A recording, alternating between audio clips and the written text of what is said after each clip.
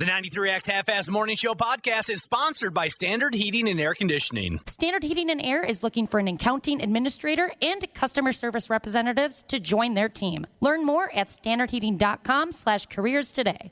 The 93X Half-Ass Morning Show. 93. This is Tuesday. What? No way. Today is Tuesday. Who's ready to go next? I was walking out of a house party, and my buddy stopped me at the front door of the house party and went, "Hey man, eat this edible." And I was like, "No thank you. I'll eat an edible at my house of my choosing when I'm safe." And he goes, "It's just a 5 milligram edible. You'll be fine." And I was like, "No thank you. I don't want it." And then he went, "Bro." And then I just had to eat it. Just an infallible argument. I don't know why more defense attorneys don't use that. Your Honor, bro. Well, case dismissed. This guy's chill as Get the handcuffs off him. Showtime, baby. I think I hear where that dude is going with. It's a versatile word, isn't it, bro? It's a powerful word. I use that or some sort of alternate version of bro quite often, Brett. Who's the wrestler again? Bro. The barefoot kid. Haven't watched television wrestling in so long I can't think of his name. Matt Riddle. Matt Riddle, that was his thing. And he would come down on a razor scooter. He had a razor scooter. We know someone who dated him for a little bit. Is that the guy? Yeah, we know someone who dated him. Look at that, bro. Welcome to the 93X Half-Ass Morning Show.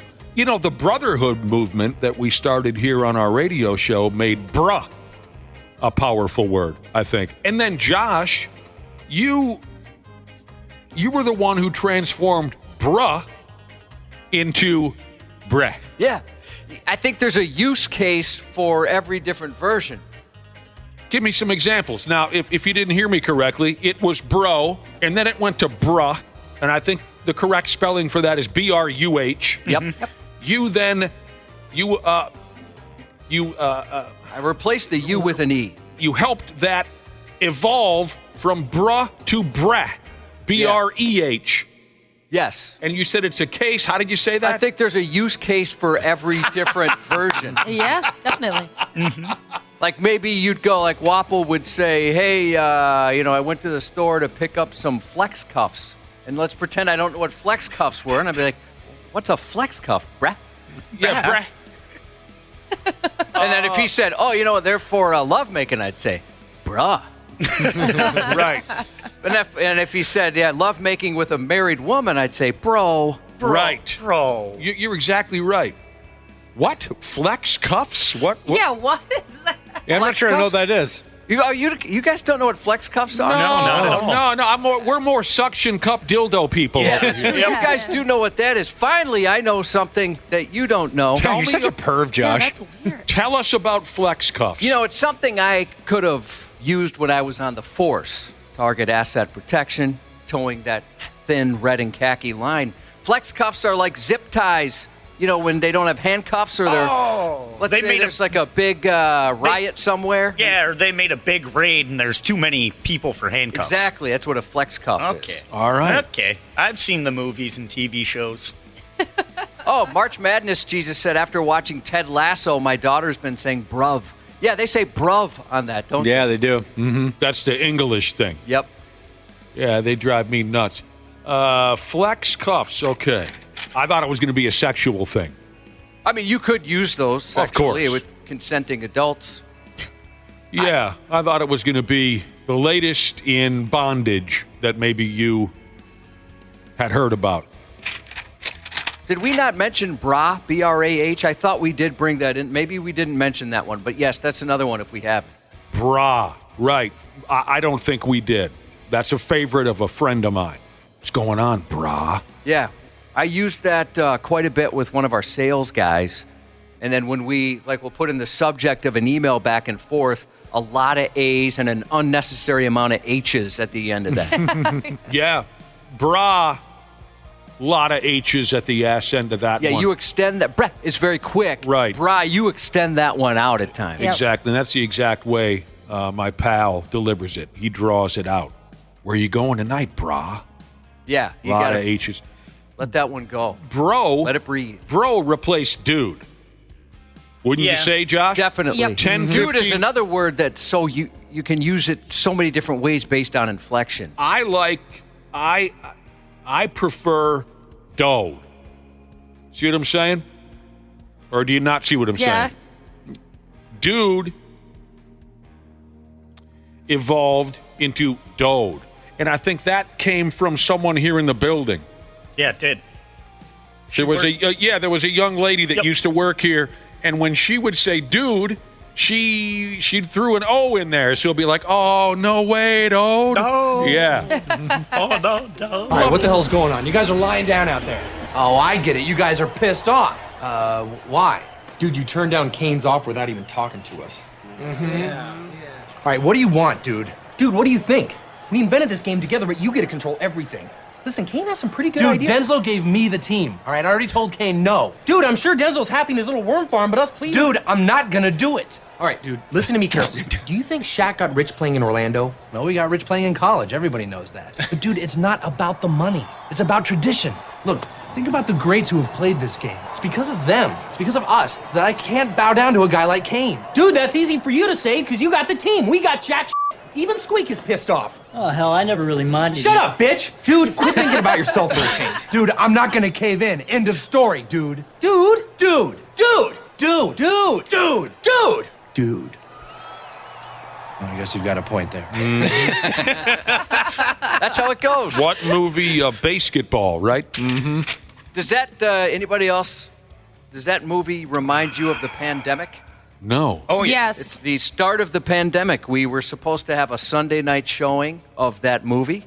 And on Friday, the world shut down, March of 2020. I don't recall that. That was the first event that was in our personal lives that got canceled. That would have been so cool. We were going to have a movie party. Yeah, on a Sunday night. Oh, wow. It's fun, though. It's fun. The way words evolve and this and that.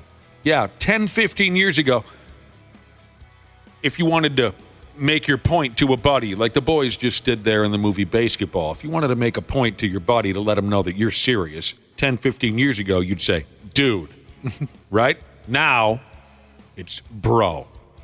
And I'm all for it. And then there's, of course, people are texting in some alternate versions, Bro-tato, Broman, Polanski. Yeah, a lot of that kind of stuff is out there. See, that's Bro-tato chip. That's too far for me. I've never heard that. I love that. I can't embrace that movement at all. I can't. I enjoy some of those. Bro-tato chip. Yeah, what up, Bro-tato chip? What about bromance? I'm not playing that game. Do you like bromance? I don't. No. Oh, really? I like that description. Yeah, I don't mind it. No, I'm going to fight like hell against all of that. Whatever you choose to be, a bro or a bruh or a dode. Was Hulk Hogan the first one to start it when he did brother? Just well, the long version of bro. I mean, yeah, I guess he kind of uses it in places you might say bro nowadays. Yeah.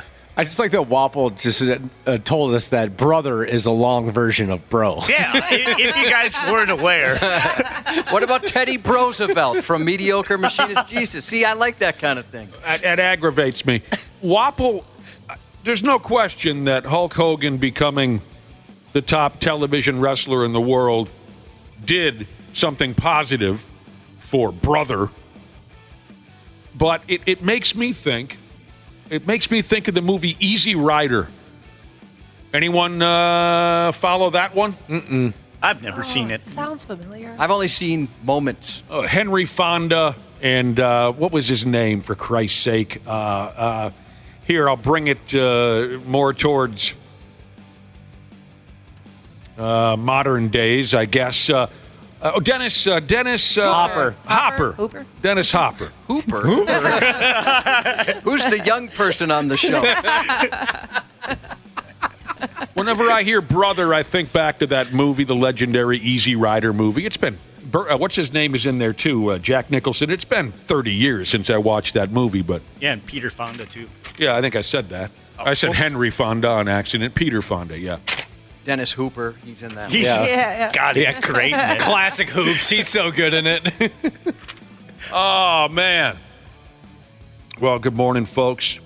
Is this true right here? I just read something or another, and I sure hope it's a real thing. I read that the immortal Weird Al Yankovic is embarking on a concert tour called the Bigger and Weirder Tour in 20+25. You know anything about that mess, Cubby? Yeah, it's coming to Treasure Island June 28th, and tickets go on sale Friday. Oh, Christ. You know everything about it. Yeah, I have it coming up in the news. For God's sake. He's bringing an 8-piece band. Okay. He's calling it a high-energy multimedia show. So it's going to be different than the Weird Al shows you've seen in the past, he said. You going to get some tickets? I don't know. I just heard about it 3.5 seconds ago. Now, here's the problem. It's an outdoor show, Ashley, and boy, outdoors, June. I don't know if I can handle that. Yeah, I sweat. get it. Well, that is really exciting, though. Although the only time I've ever seen him was outdoors. Yeah, we were and at it was worth it. We were at the State Fair, were we not? We were, yeah. Oh, yeah. You'll look into it at least. Well, I'd imagine like the showrooms inside the casino would be way too small. Because he brings a crowd, doesn't he? Oh, he does. He can barely get more than 100, 150. Oh, yeah. wow. He's been struggling for years. For years. That's why he's don't even know who he is. Yeah. Well, I'm very happy that you were able to confirm that so quickly. Yeah, it's a Saturday night. I mean, so that's pretty appealing. I believe it's a Saturday night. I still haven't effed around and saw that latest movie. I haven't either. I have it on Blu-ray, but I don't have anything to play a Blu-ray. That's the exact same problem that I have. I haven't gotten around to see that latest movie. Yeah, it was on the Roku channel. I'll have to go and see what I can do about that. What's the name of the kid who plays him again? He was the Harry Potter kid. What's his name? Yeah, and Daniel Radcliffe. Close enough, the Harry Potter kid. And he gets her done? Yeah, he does. Mm-hmm. He's fantastic. It's a very, very funny movie. I'm not as big of a Weird Al fan. Not that I don't like the guy, but I'm just not completely tuned into everything he does or has done or you don't his like songs. The guy. That surprises me. Why don't you like him? Why do you hate him so much? For you. And like, if there was an artist that would be perfect for you, I wouldn't say Bruce Springsteen. I would say Weird Al. I'm really surprised. Yeah, I just never really just kind of like looked into all of his. I know the hits, obviously, but I don't know him as well as you guys do. Maybe you just missed it. Maybe that might be it. A couple years or something. I didn't know he even existed until I worked here. Oh, that's not true. Yeah, it is. No, it is not. I thought it was just like some guy that you guys knew. I didn't know he was popular at all. Like a buddy of ours? Yeah, just really good friends with Nick and Josh. I was just so not lost. true. Dick Bremer going to join us a little bit later. Pretty important week coming up for the Twinskies. We'll talk to Dick at 7:30. He's probably not even nervous. I'm nervous. But he's seen it all. That sumbitch. Dick Bremer, along with the rest of us, we're all proud, wide-chested, barrel-assed Midwesterners, aren't we? Oh, yeah. Yeah, definitely. Yep. Are you proud? Definitely me. Are you proud to be a Midwesterner? Yeah. Of course. Some are embarrassed by it. I love being a flyover state. Some won't admit it. Josh and I have met a couple people in this business who won't admit that they come from the Midwest. It's so weird. Yeah, because maybe they spent an hour in Los Angeles or something. Their idea is that we're just so uncool here. So uncool compared to the people on the East Coast and the West Coast that they won't admit it. They will go out of their way to try to hide it, that they're Midwesterners. I'm glad that we're all proud of it. Yeah, I don't definitely. know why somebody. I mean, that's where you're from. Why hide it? Or what are you ashamed of? I think it's simply the perception that we're all just flannel-wearing, overweight, boring, uncool people. And, some of these folks, they come from it's usually not a kid from Eden Prairie who has that line of thought. It's usually a young person who comes from way the hell up north in some godforsaken spot, right? And they've burned themselves out on being small town. Again, this is not my words. This is what I'm perceiving they are thinking.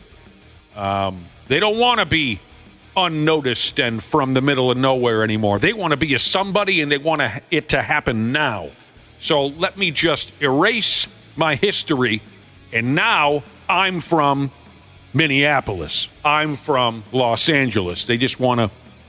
You see what I'm saying? Yeah, definitely. The Minneapolis thing, right? Yes. Like a lot of suburb kids tend to move to Minneapolis, and a lot of Minneapolis kids tend to move to the suburbs, and there's plenty of examples of that in my life. But, I mean, even my wife and I are both from Minneapolis, moved to the suburbs. Our kids, suburban kids, moved to the cities. I know someone from Bagley, Minnesota. Anyone ever been Bagley? No. Yep. Way the hell up. No, it's been years since I've been up there. Bagley, they moved. As soon as they could get out the house, they did. And for all those reasons I listed, they just were tired of nothingness, where a lot of us would embrace it. They were tired of it. They're young. They want to be a somebody. They moved to Minneapolis as soon as they could. And from then on out, they were from Minneapolis. Where are you from? Minneapolis. They never, ever wanted to bring up Bagley. It's a thing for some people. That'd be an easy conversation starter, though, I feel like. What are you talking about? Like, if you're from Bagley and you live in Minneapolis, people would be like, where the hell is that? And then, you got your in. Automatically, you got a new buddy. Yeah. You're thinking, I've got 5 minutes of conversation here now. Yeah, exactly. Every single time. And I've got 5 minutes to think of the next thing. Yeah. I really thought this was going to be difficult, but you asked me where I'm from. I said Bagley, and now the possibilities are endless. Yeah, look at us. We're best friends. Now, I understand when people, let's say you leave, you're out of state, somebody says, oh, where you're from? I could understand where they'd say, Minneapolis or something like that. If you live in a suburb, because you say, yeah, I'm from Egan. Like, what the hell is Egan? Someone from Cleveland, Ohio is not going to recognize Egan. Right. Or like, I'm from the Minneapolis-St. Paul area or something like that. That's a different kind of a vibe. The reason I bring up our Midwestern heritage, I was just reading some things about how we operate around here. Would you agree with this? You're not from the Midwest if you don't have a beer fridge in your garage. Yeah, I would say so. Yep. Yeah, I don't know if that's... I never go anywhere, so I don't know how common that is. I just assumed that was pretty common. But that's a Midwest thing, huh? Yeah, I would say either that or one of those giant chest freezers. Oh. Yeah. Lost a lot of kids back in the day in those giant chest freezers. Yeah, the beer fridge in the garage was a staple for me for, decades. It just so happens now... I moved, 5-6 years ago. I can't think of how long ago it was that I moved.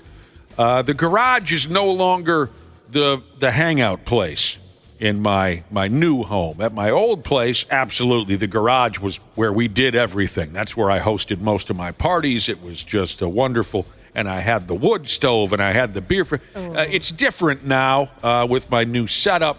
But, yeah, having a beer fridge in the garage...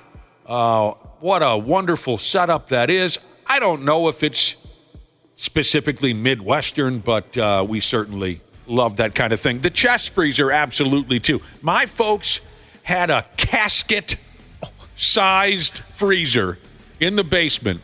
Let me guess, and it had like a foot of that, the frozen...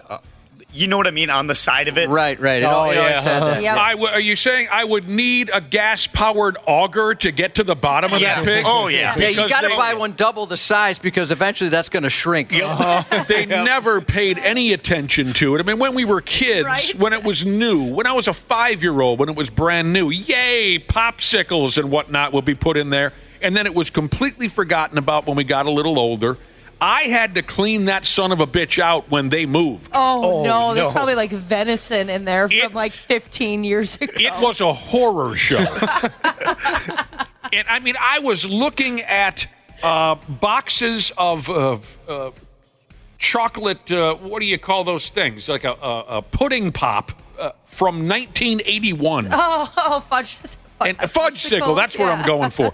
And I just thought, and there was, of course, carcass that my brother or my dad shot on a hunting trip. That was, it had regrown hair on it. It was just, but I think that's also a very Midwestern thing. Are you guys always afraid? Maybe always is a strong word, but do you ever kind of get the heebie-jeebies if that thing's in a dank basement, like there might be a body in there? Oh, for sure. Well, Christ, that's exactly the situation that I had. And a lot of people made jokes when they came to the house when they saw this 8-foot-long, 4-foot-deep freezer. They thought, well, who have you murdered? Oh, that's exactly the setup that I had. Although getting rid of it was a lot easier than I thought it would be. Did you chuck it or did somebody want it? No, somebody wanted it. Yeah, I would want something like that. I kind of wish we had a chest freezer. That damn thing was from 1978, and it still was it would still pump ice. So I got rid of it quite easily. A buddy of mine had the best chest freezer of all time, I think, because Mucho Grande, his parents, they'd stock up during Lent on those the filet of fish from McDonald's. So we had filet of fish all year round. Oh, wow. It was sweet. An entire chest freezer. All it was filet of fish sandwiches.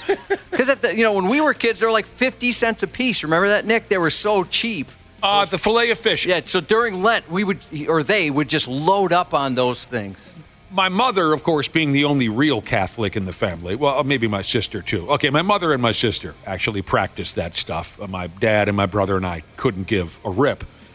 My mother was the one in the house who, come Lent, would nightly go to McDonald's for the filet of fish. I never got into it. You didn't like the filet of fish? I mean, man. Take it or leave it. Take it or leave it. It's been 35 years probably since I had one. I'd probably really enjoy one today. Okay, what do you think of this? In the Midwest, we specialize in driving 45 minutes just to go eat at a mediocre restaurant out of town. Yeah? Yep. That's fun. I like doing that. It's fun to hear about the cafe or the steakhouse or something that's, a ways away from your hometown. A little road trip, big old meal, couple of beers, you drive back home and you go straight to bed. I think that's quite Midwestern right there. Mm-hmm. I love the old supper clubs. When I used to hang out in, I used to hang out in Glenwood, Minnesota. There was a couple of supper clubs out in the boonies. Yeah, that was fun to drive on out there and hit that joint and then hit all the roadhouses on our way back to town. Well, then I don't share that with Minnesotans. I don't leave the zip code. I do not drive places. I love to drive, but for whatever reason, I just would prefer to stay within 2 minutes of my house. Oh, no, I get it. You've hit that point. Yeah, well, what was it? Sorry. Is everything? You had a long night. Yeah. He did. Very long night. It was funny because we went to a buffet at a casino up north, and then all of a sudden, all these kids started coming in their prom dresses and nice attire and stuff like that. And I started thinking, I'm like, well, yeah, I guess they don't really have anywhere else to go besides Pizza Hut or McDonald's. A buffet on prom night. Yeah, buffet casino. That's like their fancy restaurant. Where do we go after prom? Well, whose lights are still on? The casino. All right, let's go. That's how they say it up north, Josh. Let's go. Let's go. Driving around, burning gas with a few pals. Being from the Midwest means driving around, burning gas with a few pals, and cruising to music because we literally have nothing better to freaking do. That reminds me of high school. Same here. Mm-hmm. Back before we could finger bang our phones and find out where everyone else was instantly. If the beer party wasn't happening or the beer party got broken up, we'd just drive around until we couldn't stand it anymore while listening to the latest album from Anthrax. Everyone would just be at the fast food joint in town. Go park our car there and wait for everybody else to get there. Oh, we would go to the beach or Northland Mall and we'd play hacky sack or football. Here we go. On this conversation about what's special or different about being from the Midwest. This is the one that, when I read it, my blood pressure skyrocketed because I just hate this song with every ounce of my being. I want to die and then come back just so I can hate this song some more. It says here, you might be from the Midwest if you learned Cotton-Eyed Joe in Phi Ed class. Yeah. Mm-hmm. Oh. I did. That song sucks so much. Good God. I don't know what it is about that song, but when it comes on, I just close my eyes and I start swinging weapons at anybody in the room. All right, what do we got here again? A Tuesday morning? Dick Bremer is going to join us here in about an hour and a half to talk about that friggin' setup the Twins are up against. He'll make everyone feel better. He does. Yep. He's a comforting voice. There's no doubt about it. You're a terrific crowd. We appreciate you hanging around with us. We'll be back here in a few minutes on the Half-Assed Morning Show. The 93X Half-Assed Morning Show. Did you know that Standard Heating opened its doors over 90 years ago? That's right. Tony Ferreira opened the doors in 1930, now ran by his granddaughter Claire Ferreira. Call Standard Heating and Air Conditioning today and experience the customer service and care that holds true today. Are you looking to improve your work-life balance with excellent benefits like 401k match and even tuition reimbursement? Standard Heating and Air is looking for an accounting administrator and customer service representatives to join their team. Learn more at standardheating.com/careers today. The Bigger Pockets portfolio of podcasts are worthy of your investment. What is the path of least resistance with highest ROI? New episodes available every day. People oftentimes are paying very close attention to what the Fed does to get signals on what's going to happen with mortgage rates, and it's completely wrong way thinking. Whether it's real estate, on the market, rookie, or money. And you could make just 6% on a deal. You can retire next month. The Bigger Pockets podcasts are on YouTube or wherever you listen. Stupid news on the Half-Assed Morning Show. By God, it is time for today's Stupid News Report. The infamous and potentially fatal Code Brown has claimed the leadoff spot in today's Stupid News. In case you don't know, a Code Brown's most common meeting is when someone, a fully grown adult, suddenly and unmercifully has to make a number 2 skis right the F now. And they'll do anything to get to a toilet to avoid messing their pants like a damn infant. That's a Code Brown. Usually a Code Brown is associated with driving a motor vehicle. And I think there should be an exception to the law. Or if something bad happens, obviously not cool, but maybe they could lower the charge down to what otherwise would be just irresponsible driving. You've been advocating that for years. Yeah, I'm very lucky, and I'm someone who, I've only had one Code Brown my entire life. I feel very, very lucky. And I also lucked out that I drove by a park with a porta potty at that exact moment. So, Clutch. And I know there's plenty of people who haven't had that luxury. Right. So I feel for you. I've reached out to a lot of automakers and said, let's install a brown light on vehicles so the cops know. And then maybe on top of that, we could have some sort of system that would alert those motorcyclists that go with funeral processions, and they could lead you to the closest lavatory. Right. A brown lamp that you can affix to the lid of your vehicle like Starsky and Hutch used to do. Exactly. That'll let other drivers and the authorities know you are suffering a Code Brown. You need to get Summers. And it's the same, like, if you see it, just like if you saw an ambulance, a fire truck, a police car, you have to move over to let that person go. Show some respect. I always thought that was a brilliant idea, and I don't know why the state of Minnesota is squabbling with you on that. Your friendly neighborhood garbage man, Jesus, said he's had many, many failed Code Browns. Oh, no. Yeah, I bet if you're driving around for a living, I mean, that increases the odd like tenfold or more. Absolutely. My truck driving friends, they suffer. And I have suffered over the years. I led the league in Code Brown bathroom emergencies from the years 1988 to 2006. It can be the most helpless and awful feeling an adult can endure. I've often said that I would rather be suffering from a broken arm than have a Code Brown situation with no bathroom in sight. I fought that battle quite often, with little to no sympathy from my friends and or family, and I still resent them for that. Yeah, you should. I mean, I can't imagine how miserable that feeling is. Like I said, I had it the one time, and that was enough. I haven't even prairie dogged. Not even one prairie dog. Wow. What's great now? Clean living you do, Josh. That's amazing.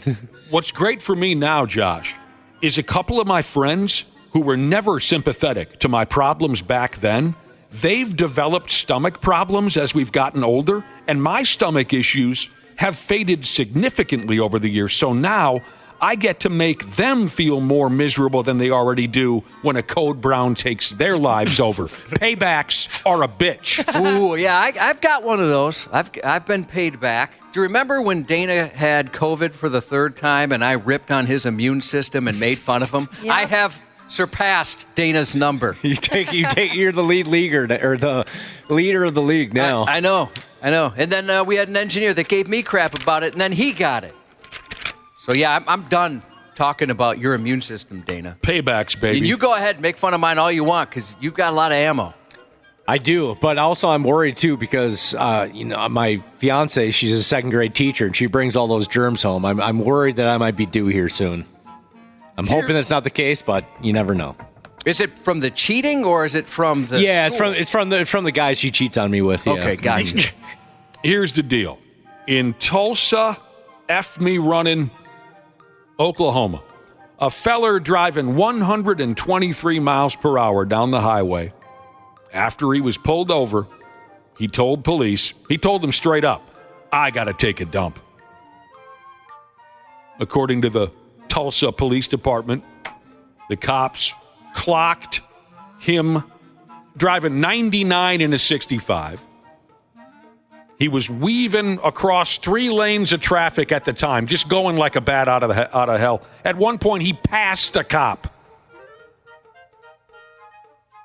And eventually, when he made her up to 123 miles per hour, that's when the cops pounced on this poor bastard.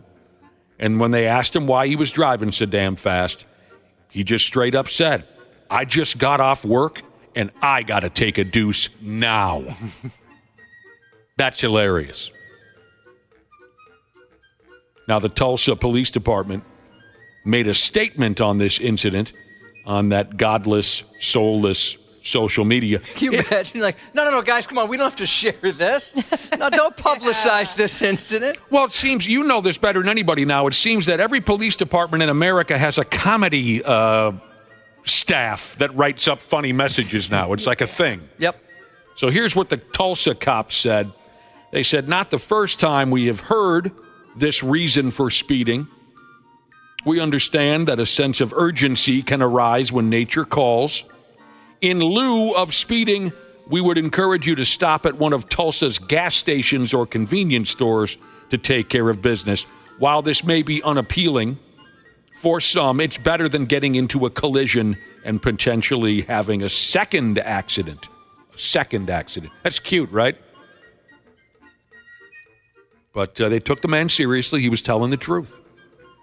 Fish Sticks Jesus says, what's worse, code brown or sharding yourself?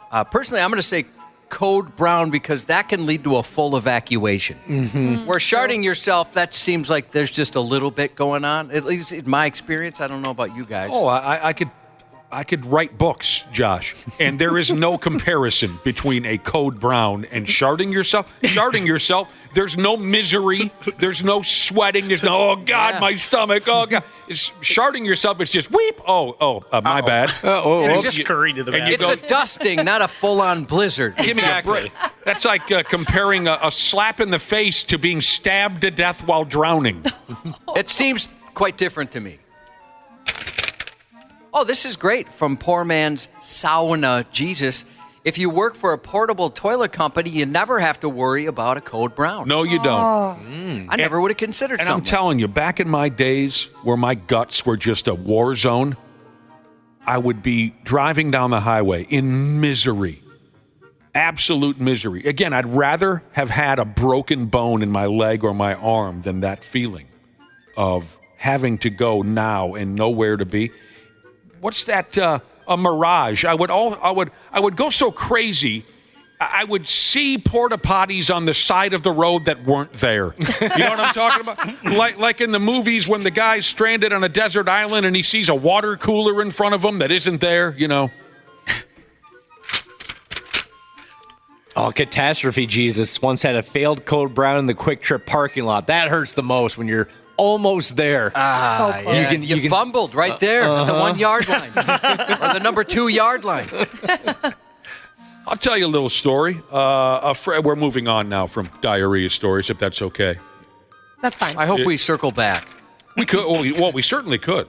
Always fair to circle back. I'll tell you a little something or another. A friend of mine, he was out of town, don't you know, years ago. Arizona, I believe, but it doesn't matter. He was on his way to the airport to fly home, and it dawned on him that he had a pile of unsmoked marijuana cigarettes just a-setting in his suitcase.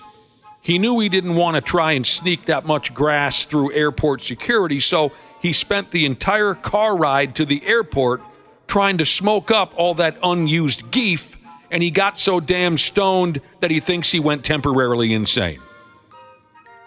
That might kill a lesser man.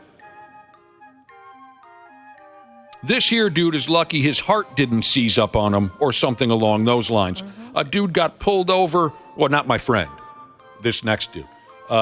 He got pulled over by the cops in a terrible southern state that I've vowed not to mention in the stupid news anymore. He got pulled over by the cops. He had a mess of cocaine in his vehicle.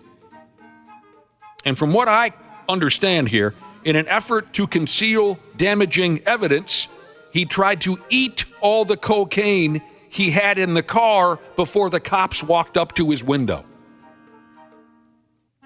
He ate it. He's not going to be able to feel his mouth for a while. He's a 40-year-old derelict called Joel. They call him Joel. He was speeding, like I said, got pulled over. When the cops hit the cherries, Joel didn't stop for a while. He kept a-going. And that's because he was windmilling cocaine into his yapper like they were Cool Ranch damn Doritos. And Joel's going to go off to jail now for a while. Boy, and it makes it worse, right? You're going to get in even more trouble for that, and you just risk dying on the side of the road. Yeah. I think cops are going to figure that stuff out. He had all that cocaine, and he ate it. Ugh.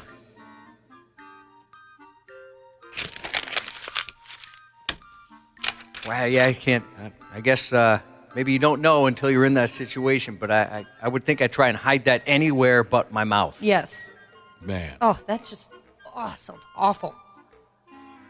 All right, are you ready for another one of those really dumb and annoying English town names? Yes. Okay. Warwickshire. Friggin' stupid. Speaking of names, here's what I've got for you this time around. It sounds like over that away in Warwickshire, England, the police have finally snatched up a couple of thieves who have been running wild. They've been going in and out of houses for days, stealing this and that. Thousands of dollars worth of jewelry, televisions, watches. Oh, it says here, Josh, during one of their capers, they made off with a pillowcase.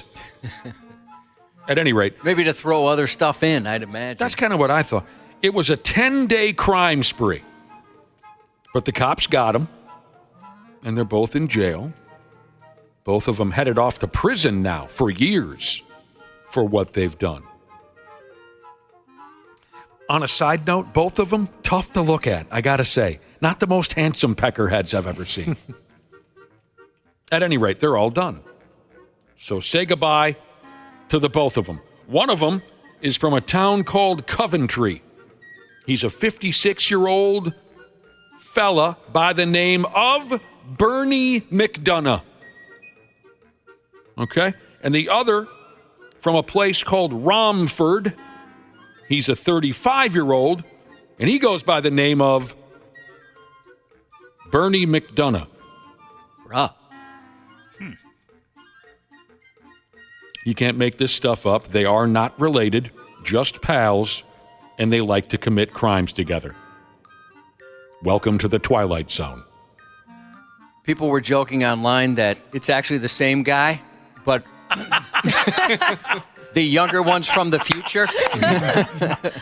And he came back in time and hooked up with himself to be a crime-fighting duo. Two crooks. I don't know how they met. I don't know how they realized they had this shared interest of breaking into houses and stealing jewelry and watches and televisions. One's 56, the other one's 35. From separate towns, but not far away. Both of them named Bernie McDonough. That's crazy. Yeah, I bet they must have met on the internet, right? Mm-hmm. Had to have been something like that. They got a Facebook page and somebody reached out to the other one. Did they go to one of those cheesy get-togethers where everyone has the same name? It's Chad Fest. I was there. Maybe that's it, Josh? I didn't really like the sarcasm in there. I think those are kind of funny. Me too. And as a matter of fact, maybe one of these days I'll go to a Josh fight. You guys remember the Josh fight when they all get together with pool noodles? A little kid one, I think. I would love it if you made it to one of those. Thousands of Joshes, only one lives. Wait, one lives? Yeah.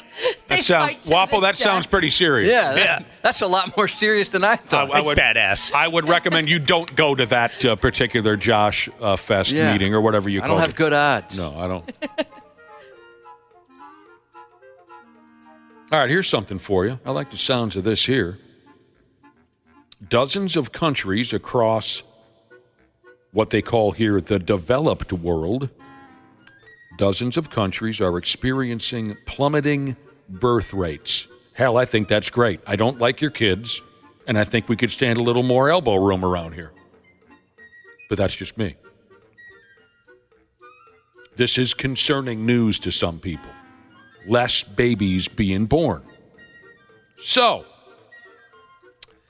some countries are cutting loose with silly ideas to get mom and dad, or husband and wife, I guess I should say.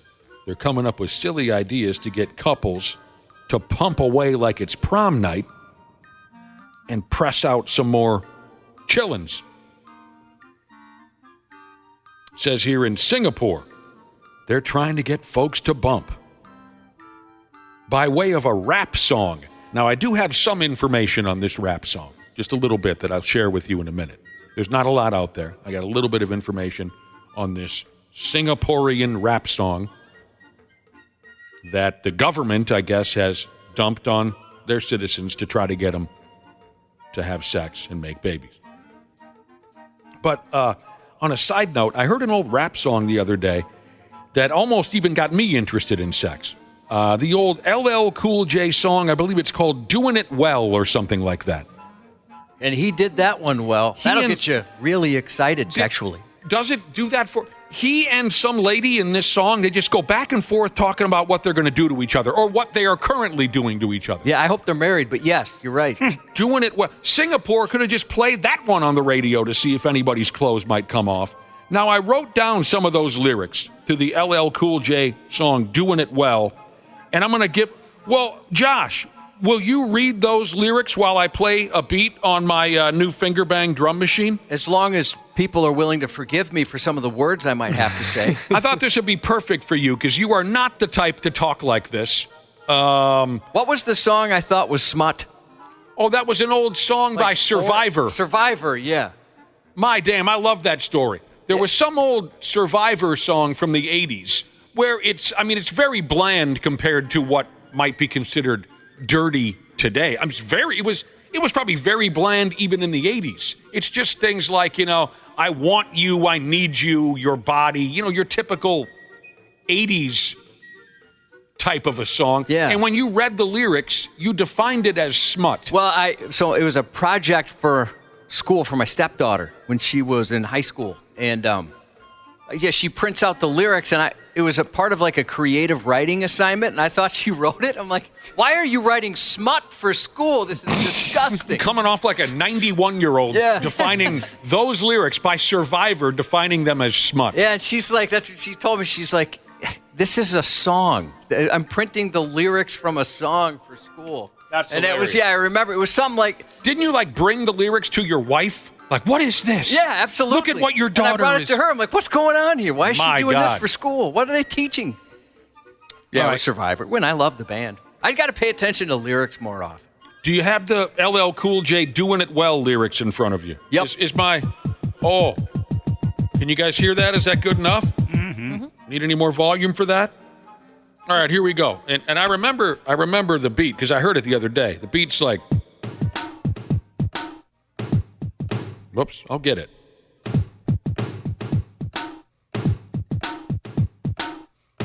Yeah, I could get into that. You got to do that. So here's Josh with the lyrics to Doing It Well, the ones he can read on the air from LL Cool J. I can't wait to hear how you deliver this. I was just about to. It's our first time together. I'm feeling kind of horny. Conventional methods of making love kind of bore me. I want to knock your block off, get my rocks off, blow your socks off, make sure your G-spot's off. All right, time out. Gross. He wants to do what? He wants to make sure her G-spot is soft. That's disgusting. I don't know. And a 1, and a 1, and a 2, 2, 3, and... I'm going to call you Big Daddy and scream your name. Matter of fact, I can't wait for your candy rain. So what you saying? I can't do that. I'm sorry. You know what? And by the way, I'm sorry if I'm turning you on with both my delivery and the words I'm using. She can't wait for his candy rain? Yeah, I don't even know what that means. So what you saying? I get my swerve on, bring it live, make it last forever. I can't say it. Yeah, you can. Keep going. Is there something there that you can't say? Okay, maybe I can. Yeah, you Now, if there's children listening, we're talking about pets here. Damn, the kitty cat's tight. Oh, God. Oh, wait, maybe I made it worse. Daddy, slow down your flow. Put it on me like a G, baby, nice and slow. I need a roughneck beep in the sack. Wayne ain't afraid to pull my hair and spank me from the back. Now, you are a man who is afraid to pull hair and spank women from the back. I won't do either, even when requested. No doubt, I'm the player that you're talking about, but you don't really think you can work it out. I guarantee, shortly it's real. Baby, stick it out. Here comes the man of steel. Doing it and doing it and doing it well. Doing it and doing it and doing it well. Doing it and doing it and doing it well. I represent Queens. She's raised out of Brooklyn. I thought you did a great job. Well done. Awesome. Hell yeah. Are you out of wind? A little bit. I haven't heard the song, so I was probably way off beat.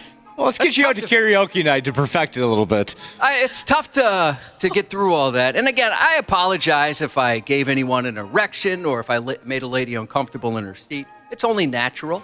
Oh my You're gosh. a human being. I wish you would have got to the next verse too. Oh, is that the one about how... You use a rubber? Yeah, I can't. Some of that I couldn't read.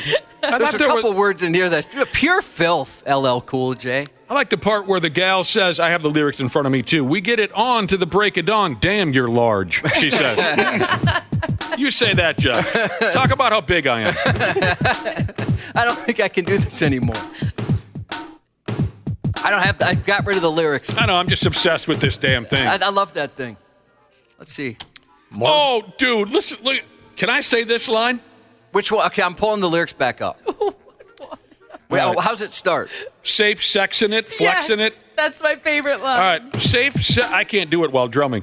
At one point he says, chewing it, viewing it, all while we're doing it. That's disgusting. What, he's got a chew in his mouth? What's he talking about? Does he have a periscope? You're up top? I don't understand how that works. Does he got a big wad of grizzly or something? What do you mean chewing it? Chewing on what? Scheming on the ass since the first day. What does that mean? Ashley, you freestyle for a while. No. We've learned that I suck at that. Wait, did you freestyle once before? Well, one time Nick played a beat and he told me to sing along with it. I couldn't think of anything. Well, the rap tenets are you have to say something disparaging about women, right? You got to say where you're from. Something about a gun. Yeah. I can't Minnesota. I was born and raised. If your booty got a bubble, then I'm gonna get praised. What up to the hood, both brother and sister? You know Nick's female sibling? It's true that I kissed her. I also got to second base, but it was over the shirt, so Nick said that doesn't count. Wait, that's in the song too? Yeah. Oh, no, I was just clarifying. Because you probably thought I was a major player, but I had to, ease it back just a little bit. Josh's rap nickname could be minor player. Hey, this is great. From Josh's mom, Master Jesus, he says, My G-spot is soft now. That's great. That's good. I need to know what that means. That was the goal. I knew we could have fun with that. That was outstanding, Josh. You're a natural. Thank you. I was nervous. LL Cool, Josh. LL not so cool, Josh. You are a natural. While I got this finger bang drum machine out, and I'm sorry, I just can't stop. You should see me at the house. 651-989-9393. Text me. What am I playing right here? 651-989-9393.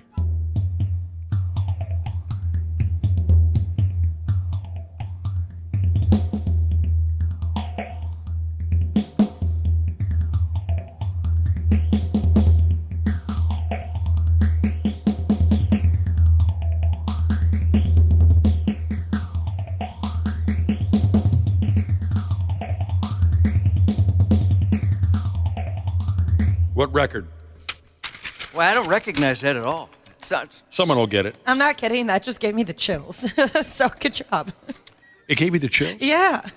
Hey, baby, gonna give you the chills. I'm broke as hell. Gotta pay the bills. Got a rap vibe going now. That's all I want to do is rap. All right, back to what we were talking about. There are countries all over the world. Birth rates have dropped, and they're trying to come up with ways to get couples to fold each other in half and make more babies. The reason why we started playing that rap song, and Josh did such a wonderful job rapping LL Cool J's hit single Doing It Well, is we read that Singapore came up with the government, I guess, I don't know how else to say it. The government in Singapore came up with a rap song, and that's their idea. This will get people having sex. Now, I did find what I believe to be one line from that Singaporean rap song. And this is supposed to get folks to start making more urchins, as a friend of mine. A friend of mine refers to little kids as urchins. Okay, here's the line. Oh, maybe I'll go back to this beat real quick and see if I can read it. What was that? What sound was I using there? Oh, there it is. I'm a patriotic husband. You're my patriotic wife. Let's do our civic duty and manufacture life. I'm serious. I'm serious. That's the line that they... That is some good dirty talk right there. I'm a patriotic husband. You're my patriotic wife. Let's do our civic duty and manufacture life. By the way, you're correct. It was from Kiss Alive, Peter Criss's drum solo from 100,000 Years. Thank you. I knew our listeners would get it. The little drum solo I was doing, 100,000 Years, the Kiss Alive record. In other countries, they're trying new gimmicks. In Italy, they introduced their own National Fertility Day. That was a couple days ago. That's their idea. Russian citizens are being encouraged to use their lunch breaks to fold the wife in half. Go home from work on lunch and get it on. That's pretty cool. Don't you think? Yeah. Sure. I mean, I'd rather have sex with, I don't know, some other gal down the road. They just give you a sex break. Sex break. You got a smoke break, sex break, maybe a break. You put those in a certain order if you wanted to. Yeah, I would definitely have the sex break and then the smoke break. Other countries like Thailand, Japan, South Korea, they're all in a panic because babies aren't spraying across delivery rooms like they did in the old days. It says here, much of the drop in baby births is from the younger generation's reluctance to have children, whether it be inflation or just a general disgust in the state of the world. The young people are pulling out. Yeah. And I'll tell you what, if I were in Russia, I'm sure I'd look around and say, no way I'm introducing a child into this effing disaster. Same here, man. It would be a shame if they don't make more like future versions of the Russian twerk team. That's what they got going for them right there. Mm-hmm. That's all they got going for them. Some dude in Japan who's in charge of trying to pump up the number of babies over there, he said, quote, there is no time to waste. Spread them, he says.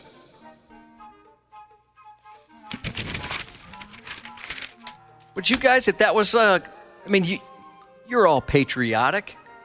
If the government said, well, never mind. I'm not gonna. If the government tells you to do something, you're not going to do it. Well, if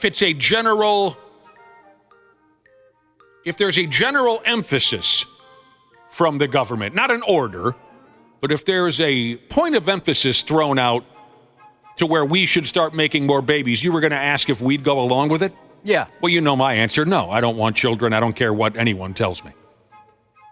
I think it would be cool if they had a built-in sex break. All right, everybody, here's, 10 minutes.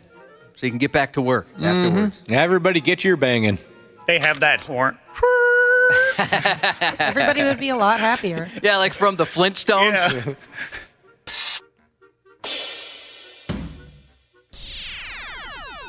Trying to find a sex break noise. That ain't it. That ain't it either.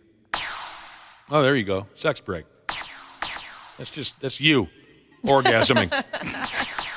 Just bring in your significant other, put them on top of the table. Well, first you got to move the printer. If you're going to have sex at work, you got to move the printer out of the way. Jesus Christ. No, not again. God dang it. We don't have time for this last story. It's worth getting into. I want to give this story some more time. So tomorrow maybe we'll... Huh? Fun to look forward to. Yeah, we'll talk about the most sexually active woman on planet Earth. Oh, I want to see how she's doing. Stay tuned for that tomorrow morning. We got to get to the sports. Sports on the 93X Half-Assed Morning Show. But I'll say this. Everybody has liked Darnold except the Jets. The people at Carolina that I talked to, they really liked him. He was, at the Rams and not for very long. They liked him. I think they want to re-sign him. He was looking for more of an opportunity than to play behind Stafford. And then, I know that Kevin and some of the coaches in Minnesota, they really like this guy too. So it seemed like the only people that didn't like Darnold were at the Jets. Shut up, Bill Belichick. Nobody cares what you have to say. That's how I'd sum up that audio. That's about it? Yeah, that's pretty much it. Damn, Josh, everybody loves your style, your flow. A lot of people commenting on cementing the fact that I'm Caucasian after that. I disagree. I thought you sounded terrific. We were rapping earlier. Well, Josh was rapping earlier. And you're right. You've always told your stepkids, you've said, look, if I wanted to have a #1 rap single, I could do it.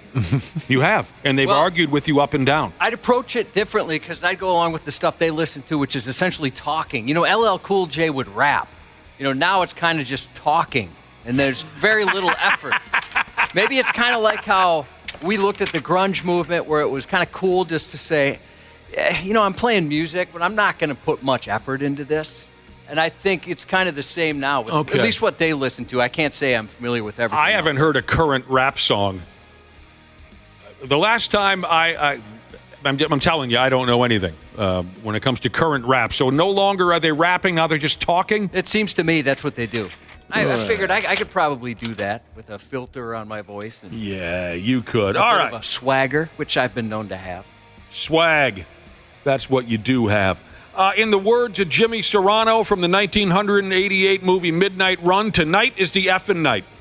Twins Marlins at Target Field. They need wins, and it has to start tonight. 6:40 on BSN if you're not going down to the ballpark.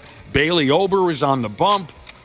You got to get her done now. It's now or never, boys. You got 6 games to go. Dick Bremer is going to be calling us in a half hour. He knows every damn thing about what's going on with that Twins ball club and the position that they're in right now. It's stressful stuff. I don't feel so good. My stomach's a little upset. Oh, no. In anticipation of what this means between now and Sunday. So we look forward to talking to Dick Bremer, of course. Don't go nowheres. LL Cool J, which we learned earlier stands for Ladies Love Cool. Josh is coming up next with his news report. The 93X Half-Assed Morning Show. Did you know that Standard Heating opened its doors over 90 years ago? That's right. Tony Ferreira opened the doors in 1930, now ran by his granddaughter Claire Ferreira. Call Standard Heating and Air Conditioning today and experience the customer service and care that holds true today. Are you looking to improve your work-life balance with excellent benefits like 401k match and even tuition reimbursement? Standard Heating and Air is looking for an accounting administrator and customer service representatives to join their team. Learn more at standardheating.com/careers today. Welcome to Talkville, the ultimate Smallville rewatch podcast, Season 5, Episode 4. This is Aqua. The new episode opens with summer shenanigans at Crater Lake. What could go wrong? Tom, was the lake super cold? Yeah, that's a mountain lake when we do these underwater scenes and everything's crystal clear and everyone sees everything crystal clear. If any of you ever go underwater and open your eyes, nothing is crystal clear. Nothing. We have that slow motion underwater fight sequence. You can't see anything. Good Lord. Binge Seasons 1 through 4 of Talkville before Season 5 begins, wherever you listen. OnionheadsRevenge.com. I was just talking about that with a buddy last night, Wapple. Underage Revenge. You got the hell scared out of you at that joint last year. Well, I enjoyed it, but my friend's wife used me as a human shield brutally. Oh, no. Brutally. And she's bigger than me. She's got about, 3-4 inches on top of me. How many pounds? She's probably weighs less than me. But she grabbed onto me quite violently and used me as a human shield. She didn't want Onion Head to get her. Ashley, did you make another news video this year? No, maybe they'll use the one from last year. Maybe they'll hit me up and ask for another one. This gal outweighed you by quite a bit, huh? Oh, Josh? I didn't know. I didn't say that at all. She was taller than me. Ashley, Ashley was a fake news lady. I said fake news, and I didn't even mean it like that. Fake news lady last year at that thing. That was cool. Yeah, that was a lot of fun, going through a haunted house and seeing my face. It was the scariest part. And now more fake news. The biggest single year drop in murder ever, around 12%. That's 2,500 people who weren't murdered last year than the year before. That's good. The latest FBI crime data brings an encouraging amount of news for communities across the country. Crime rates, including serious violent offenses like murder, have significantly declined. Violent crime dropped by about 3%. Property crime saw a similar decrease, according to the FBI's annual Summary of Crime in the Nation report, which was released yesterday. Notably, the most serious crimes experienced the most substantial declines. Murder fell by about 12%, reflecting a positive shift as the country moves further from the disruptions of the pandemic, with early 2024 figures suggesting the downward trend is continuing. Some challenges do remain, however. There was a reported 12.6% increase in motor vehicle theft and quite a rise in shoplifting, like how Wapple shoplifted your mom's punani last night. Oh, yeah. It's up to levels not last seen since before the pandemic. Man, your mothers have a punani? Yeah. You gotta lock that up. And he'll just shoplift it. He hoisted it. He heisted it. Yeah, he'll take it. Gross. There's some concerning news for those who saw Metallica last month in Minneapolis or are headed to see Megadeth tonight. According to a new study published Wednesday in the Journal of the American College of Cardiology, exposure to heavy metal is linked to cancer, neurological harm, and reproductive or development issues. Oh. The study adds to emerging research showing exposure to metals like cadmium, uranium, and copper. You had me scared there for a minute. I'll admit I did not pre-read the story. Well, I saw the headline. I made some terribly inaccurate assumptions, and I apologize. Who in their right mind pre-reads a story they're going to take to the air live? I had this all wrong. They're talking literally about... Okay, this is very embarrassing for me, so my apologies to Dave, James, Dirk, Kirk, Timu, Cher, Lars, Robert, and any metal fans who may be listening. Yeah, I screwed that up big time, and I'm sorry. Well, it can happen, dude. No one bats 1,000. Staying on the topic of Megadeth, there could be a holy war between the band and Peter Frampton. Whoa. It appears, though, it might be a case of sarcasm not coming through. Frampton recently had to cancel a show in Richmond, Virginia, and he blamed Megadeth. He said a few days earlier, Megadeth did a sound check there where it caused structural damage to the venue, which led to an unintended train of consequences for Frampton that could have him sweating bullets. That was cute. When they heard what Frampton said, Megadeth issued a statement saying they never even had an opportunity to do a sound check. A member of their crew noticed a pre-existing issue with the venue, some damage, they said. They determined hanging their lights could have led to a symphony of destruction, so they pulled the plug in order to avoid any injuries from a crash, just as Frampton was forced to do a few days later. The statement ended with a quote from frontman Dave Mustaine, who said, "It seems Frampton was misinformed about our show being canceled. The decision was purely based on safety. It's disappointing when someone you admire talks out their ass."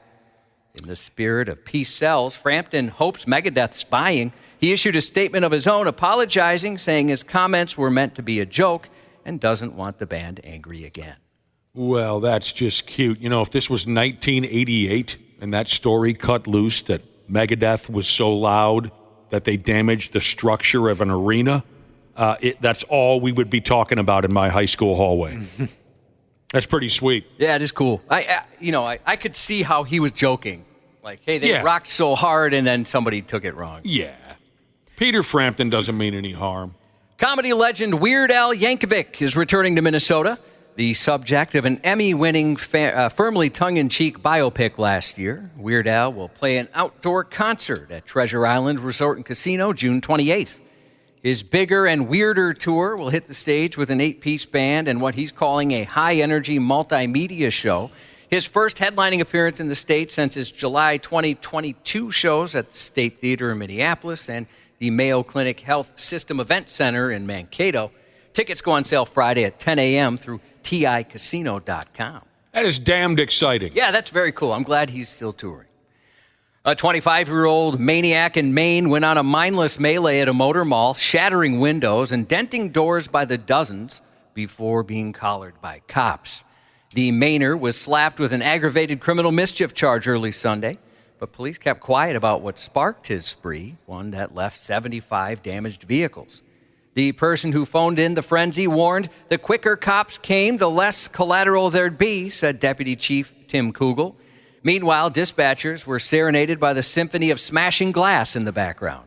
Police say the man caused about $90,000 in destruction by swinging a hefty backpack like a makeshift wrecking ball, leaving most cars with cracked and crunched windshields. Where do you suppose got into this sumbitch? I don't know. They didn't say what set him off, but disgruntled former employee, or maybe he hates the manufacturer. I'm not sure. A suburban Detroit library got a lot more than just a movie back. The Royal Oak Library had to shut its doors Sunday after staff got a nasty surprise. Bugs, some of which could fly, which made an unexpected appearance when a DVD case was opened from the drop box. Oh, heck no. It looked like there were multiple species of bugs, but we're not really sure, the library posted on Facebook. Staff didn't waste any time. They locked up the book drops, bagged all the items, and relocated them to a garage, keeping those unwelcome visitors under wraps. 57-year-old library director Sandy Irwin, more familiar with books than bugs, called in the pros, saying pest experts were on the way. I'm a librarian, not a pest control professional, she joked. But hey, I'll look up 1,000 types of bugs if I have to. The library reopened yesterday afternoon. Cockroaches, they said. A lot of them were cockroaches. Is that right? Yeah, they don't believe it was intentional. They think it just came from a nasty house. No way. Or there could have been some food around that they jumped on. They're not quite sure. And you can still rent DVDs from the library. Yep. Mm-hmm. Wow. Yeah, you can. They've got a whole rack of them at the library. Yeah, they do. Impressive collection. Yeah, well, so you can't play Blu-rays. How do you play the DVD then? Who are we talking about? Well, anyone. I mean, it's tough to even find a Blu-ray player. You could probably check out a Blu-ray player or a DVD player, I bet. At the library. You get a DVD player on Amazon for $20, Wapple. $20? Oh, my gosh, that's so cheap. Buy me 3 of them. Okay. A 68-year-old Italian father and his 28-year-old son have been slapped with $185,000 in fines for attempting to smuggle hundreds of a particular prize out of a park in Sri Lanka. 92 species of butterfly. That's what they stole. It was a sharp-eyed safari driver who tipped off park rangers after spotting a suspicious car parked along the road. Despite friends and colleagues pleading for leniency, with some suggesting butterflies he had weren't valuable, the men's illegal insect inventory landed them the highest ever wildlife crime fine. That is the wildlife crime fine in Sri Lanka. And it didn't. If they don't pay the fine today, they could face 2 years of bullying behind bars after getting nabbed for being nerds. Just for the heck of it, here's a couple butterfly facts you may or may not have known. I love the song. What song? I don't know. That song was not called Butterfly. Just annoying late 90s. Something, butterfly, something. Yeah. Sadly, the singer recently passed, did he not? Unfortunately. I'm sorry I blew up. I didn't know that. I hate butterflies. Butterflies have taste receptors on their feet. They taste plants by landing on them to see if they're a good place to lay eggs. A group of butterflies, called a kaleidoscope, And the butterfly effect is a concept from chaos theory suggesting small, seemingly insignificant actions can lead to a significant and unpredictable outcome over time. The name comes from the idea that the flap of a butterfly's wing in one part of the world could eventually cause a tornado in another. Okay, so Ashley, you made a grand statement about your hatred for butterflies. I'm afraid I'm going to have to ask you a little background on that. Them and dragonflies, they just don't care where they fly. They'll fly just straight in your face. Stupid. I saw a dragonfly as big as my arm the other day, just hanging out in the house. My wife loves dragonflies. She loves them. It's weird. The 2004 Ashton Kutcher sci-fi film The Butterfly Effect has a 34% tomato reading on RottenTomatoes.com. Popcorn meter, 81%. I like that movie. You do? Yeah. I haven't seen that. Well, you're an Ashton Kutcher fan. Yeah, I'll watch anything with him in it. The Butterfly Effect 2 was released on DVD October 10th, 2006, and was called by critics unwatchable. Oh, that's too bad. They try their best, though. But the third installment in the series, The Butterfly Effect 3 Revelations, was released in 2009 to better reviews, but not stellar ones. There wasn't a 3. I think you're lying. Well, I wouldn't make that up. Surveillance video caught a 5-year-old woman browsing a Florida pet store with the intention of picking up chicks, quite literally. It's not the typical Florida woman story about bad decisions and alcohol. It's about stealing baby birds. Saturday the 7th, about 9:52 a.m., Everything Birds was gearing up for a store event, but probably not this one. Video footage showed the woman reaching into a pen, snatching a bird, stuffing it into her bag, and casually strutting out. According to an employee, that baby bird she pilfered, $2,400 it's worth. Whoa. So she didn't just swipe a bird, she shoplifted the equivalent of a feathered down payment on a car. Police say they're investigating that incident. You're kind of like a baby bird, Josh. Oh. Is that right? You're always craning your neck, opening your mouth, and waiting for somebody to regurgitate. Yeah, into waiting. It. There's a lot to love about having a dog: the cuddles, the loyalty, the joy of a brisk walk. Then all of a sudden, there's also unexpected auditions for America's Funniest Home Videos when you wipe out on the sidewalk. Turns out, dog ownership comes with a hidden risk that many dog owners overlook: the likelihood of a tumble on the Ouchie Express. Over the past 20 years, injuries from dog walking have been skyrocketing in the U.S. According to researchers from Johns Hopkins University, running with a leashed dog is particularly risky, no matter how much of a good boy your dog may be.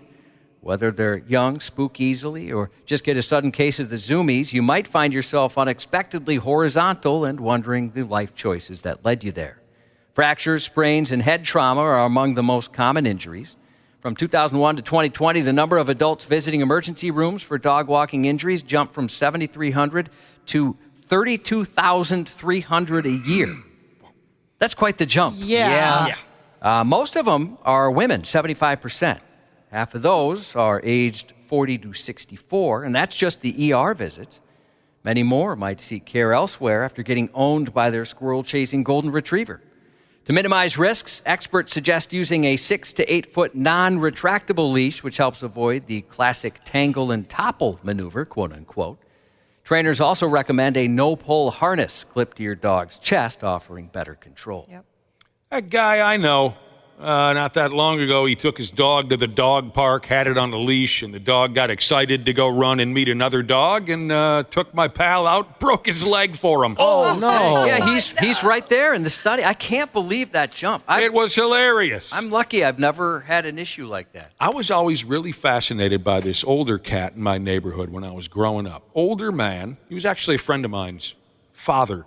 Older guy would get on a bicycle, leash up a powerful husky. This was a big, strong, damn husky dog. And he and the dog would go ripping down the sidewalk of a busy highway.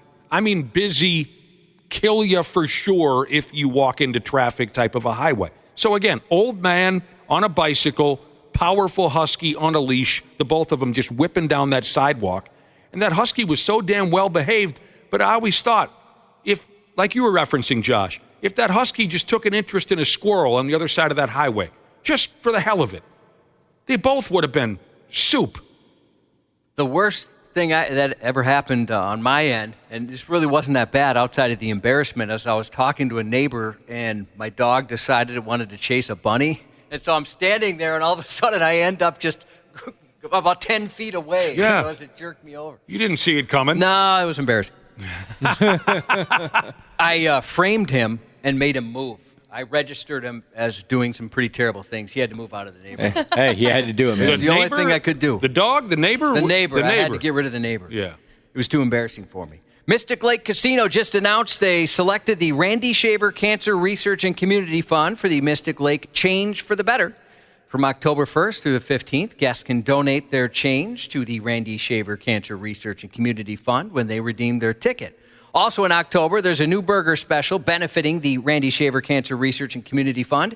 You can find the Shaver Special at 3 locations, Burger Moe's in St. Paul, Moe's Char House in Chanhassen, and Moe's American Grill in Mounds View. $16, you can score a Big Moe burger and a Summit beer. $5 of each meal goes to Shaver's Charity. That special runs October 1st through the 20th. Text DREAM, D-R-E-A-M, DREAM, to the Luther Bloomington Kia text line, 651-989-9393. Again, DREAM. You're playing for floor tickets to 93X's family reunion featuring Godsmack, Chevelle, Nothing More, Wage War, and Sleep Theory, plus passes to meet Godsmack. We just threw those in. You could be all like, what's up, Godsmack? Hey, Godsmack. I know you guys. You smacked any gods lately? Voodoo and all that kind of stuff. That's this Thursday at the X, sponsored by Nicolay Law, Accident and Injury Lawyers. Former WWE wrestler who married Triple H, Stephanie McMahon, 48.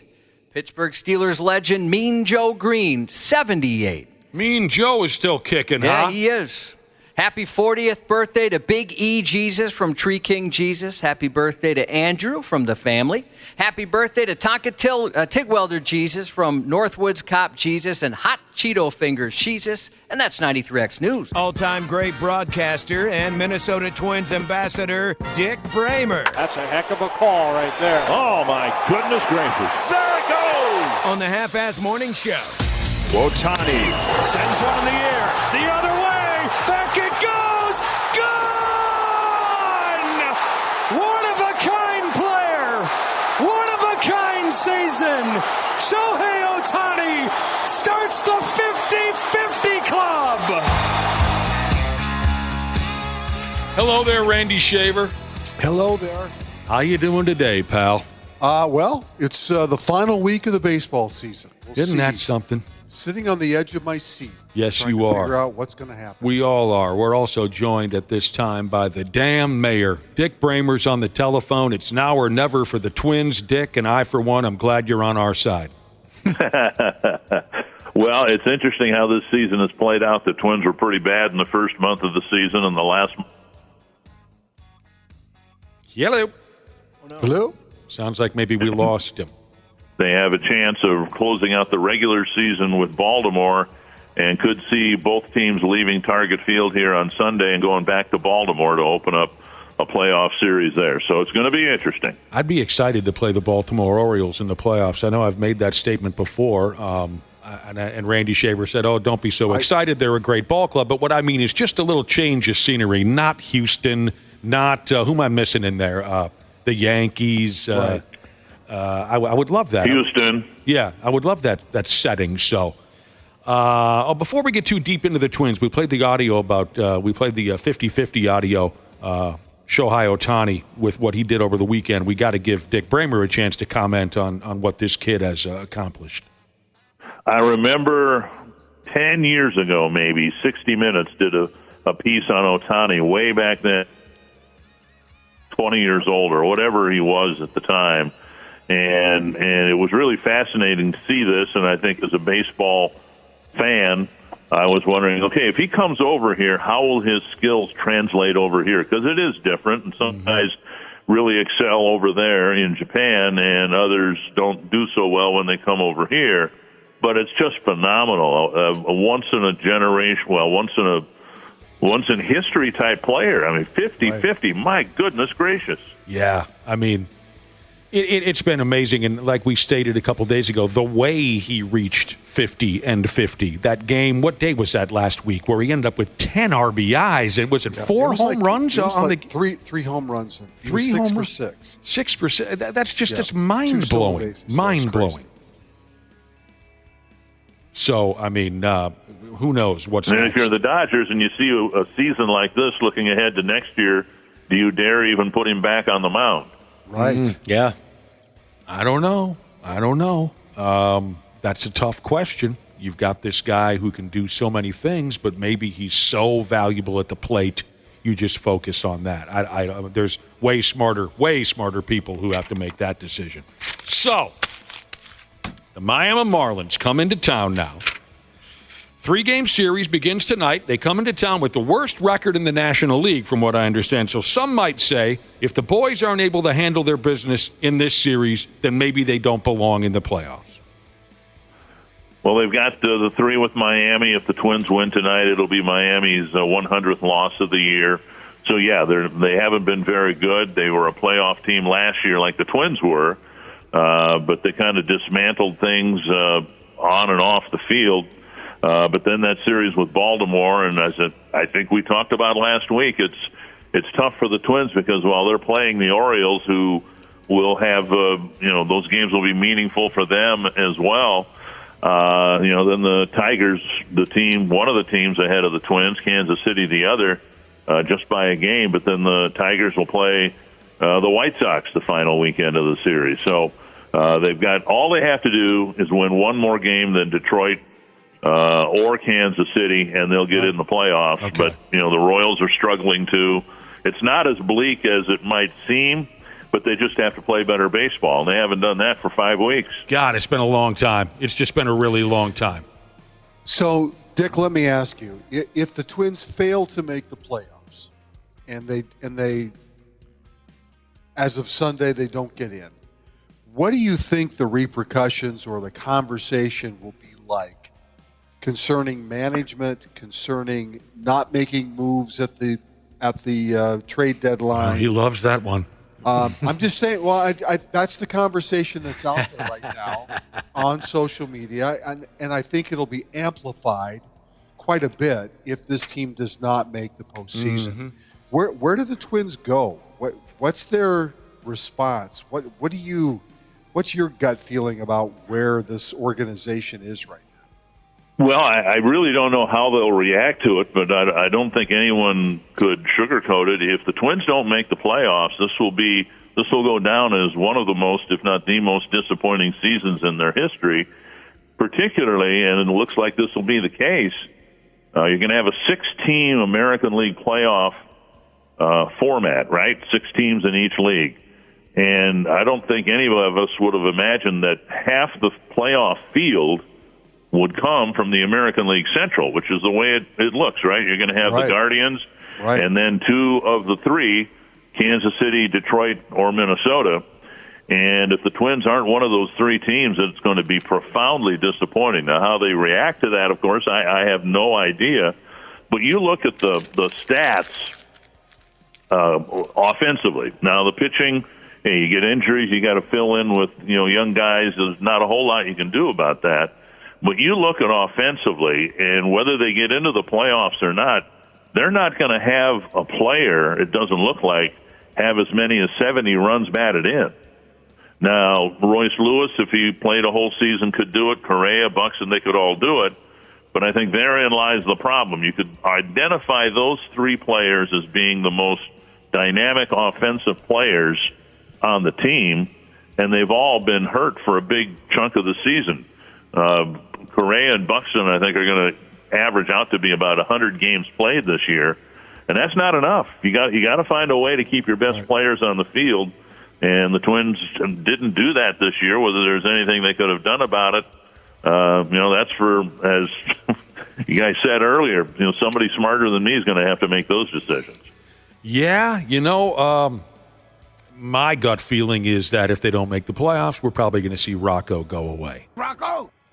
That's just how it works these days. Who was it recently? The Cincinnati Reds fired David Bell. David Bell, yeah. And you heard there, I don't know if it was the owner or the GM, use that cliche line again that we've been hearing for years. We need a change of scenery. We need a new voice. And that's just a move that's made these days. And I'm not saying it's right or wrong, but that's what I see coming. From a distance, I've come to learn over the years that the worst thing that can happen to you as a major league manager is to be named the manager of the year one year. Skip Schumacher of the Marlins last year was the National League Manager of the Year, and now by all accounts he's going to be done after this year with Miami as well. Yeah, because there's nowhere to go but down, right? And then folks will constantly compare you to that, that high mark in your career. Oh, man, this is funny. Dick was talking about the injury problems with the Twins. Here's a listener by the name of What It Do Jesus who texted in, how do you get hurt playing baseball? You try it, tough guy. Tell me your hamstring wouldn't be hanging off of second base within a couple of months. It says here, Saturday's Twins game with the Orioles has been moved to a night game because it's going to be nationally televised. So Fox Sports is treating this series like what it very likely will be, a make-or-break situation for the Twins. So there you go. If you're planning on going down to the game Saturday, know that it's been moved to 6:15. They're now going to open the gates at 4. And the first 10,000 fans, Josh, get a fan appreciation baseball cap. That's cool. I got a Twins hat with me today. I love the Twins hat. You're a Twins fan. I am. And a Bud man. You drink a lot of Budweiser. Yes, he is. So much. I love to drink. Budweiser. Dick Bremer, Randy Shaver, this is the 24th season in a row that there will not be a repeat World Series champion. Texas Rangers, they're not even going to be in the playoffs. They're finishing with a losing record, actually, after that exciting very first ever franchise World Series last year. The New York Yankees were the last team to win consecutive championships when they won 3 in a row. What a miserable time that was between 98 and the year 2000. So no repeat champion. That's always fun, right? Yeah, it just goes to show you how deep baseball is and just how competitive and how difficult it is, not only to get back to the playoffs, but to have that kind of success. So, not surprising. And I have been watching the teams that will be in the playoffs or possibly in the American League side. And again, this is something to feel good about. I don't see a team that is a dominant team on the American League side. You can argue the Dodgers, maybe the Phillies on the National League side. But I just don't see a team, including the Yankees, that don't have some vulnerability as they get ready to go into the playoffs. Doesn't mean that if the Twins get in that they're going to beat the Yankees, but I don't think that there's a prohibitive favorite that would come out of the American League. And so if the Twins can get in there, as Gary Gaetti so aptly put it in 1987, when you get into the playoffs and it was just, 2 teams in each league in the playoffs back then, but it's a tournament, right? You find a spark like the Rangers and the Diamondbacks did last year, and you hope to ride it for a long time in October. I like the sound of that, Dick Bremer. Yeah, who saw the Arizona Diamondbacks doing what they did last year, getting all the way? This is a really, really important thing that with 6 games left for everybody, the Twins have the tiebreaker with Detroit and Kansas City. Mm-hmm. And we've been focused on Detroit because they're the team that caught and passed the Twins. But the Royals are tumbling down even at a more rapid pace than the Twins have been lately. And so, we're going to have to keep an eye on 3 games here throughout the rest of this week to see how the Twins do, certainly. And if they don't win any games, it's not going to matter. But keep an eye on Detroit and Kansas City because the Twins need to catch one but not both to get in. Jesus, we got to keep up with all these games. It's so tightly. It's fun. Josh, great. I'm going to need some of that Budweiser. Yeah, you got to calm your nerves somehow. Crank out a couple more TVs for the living room. Nothing better than scoreboard watching the last week of the baseball season. And then I love the playoffs. I still love the baseball playoffs. Some things have been tweaked over the years that I'm not crazy about, but I love sitting in front of my television in the fall It's chilly outside. I got some of that beer that we were talking about. I got myself, I don't know, maybe I splurged and I made myself a frozen pizza, right? I just love camping out and watching all these series. And when it begins, it's kind of like March Madness. You can find a game at 11 o'clock, 3 o'clock, 6 o'clock, and 9 o'clock. Right. It's the best. It's a beautiful thing. Okay. And everything gets magnified. I mean, we think back to last year, and the Twins won a playoff series, right? And it was great. It was wonderful. Everybody was, completely invested in this Twins team because they won a playoff series. Right. They won 2 games, and within each game there was a very significant play. Carlos Correa really was responsible for both of them. The great play he made throwing home to get it out there, and then the pickoff move that they kind of thought about for many innings before they finally got Guerrero trapped off second base. Everything gets magnified. The Jeter play 20 years ago where he backhanded the relay throw to home plate and got Jeremy Giambi. I mean, it's all so wonderful, and with the expanded playoff field, we've got more to get excited about. Man, now you got me thinking about that pickoff move from last year, which then I remember talking last year with you, Dick, how much it reminded me of 87 with Gaetti. Laudner throwing to Gaetti. Darrell Evans, my God. Yep. Now I got. Okay, we talked about this at the start of the baseball season. We touched on it, obviously, throughout. But now it's here, and I got the blues. I'm sad. The final 3 games for the Oakland Athletics, today through Thursday, against the Texas Rangers. Your thoughts on that, boys? Well, they had let things really decay over the last 10 years or so in Oakland. Things were really probably never the same when the Raiders came back for a while, and they completely redid the stadium there. I won't even call it a ballpark anymore. Oh. But over the last weekend, I watched a little bit of the Oakland telecast. Terry Steinbach was out there to kind of talk about the last week or so at the Coliseum there, and it really is sad. I mean, and I've taken it personally too. The North Stars left here, the Twins almost left here. It's really tough on the fan bases. The still people in Brooklyn who are upset the Dodgers left back in the 50s. It's tough because as a fan, you're invested in a sports team. And it's really harsh when you find out it's just one way, right? That you're invested in this team, but they got a better offer, so they're going someplace else. Right. But in the case of Oakland, push came to shove. And I don't know that baseball's going to be too happy with the team playing in Sacramento before they eventually, find their way to Las Vegas. But there was a long, long process in Oakland. And I remember reading a book by Bowie Kuhn, the longtime baseball commissioner. He was against the team moving from Kansas City back in the late 60s because he didn't think the Bay Area could support 2 teams. Well, I'm not sure that was the case, but there'll be only one team now in the Bay Area after this year.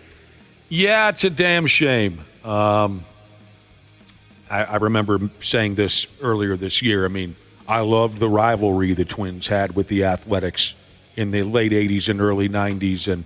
And I loved the madness of playoff games in Oakland. I mean, when the Athletics made the playoffs, even with that garbage ballpark, they just had a riot on their hands, and it was fun to watch. So I'll miss it. I feel terrible for their fans. You mentioned the North Stars. It brings me back to the feeling I had when the North Stars left.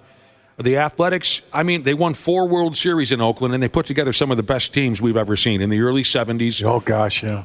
And then again, I mean, in the late 80s and early 90s, really honestly, that Athletics team with Tony La Russa and McGuire and Canseco and Dave Stewart and all those guys along, they should have won more World Series than they did. The Twins were the ones who got in the way, which is a beautiful thing. But it makes you think. Won the World Series.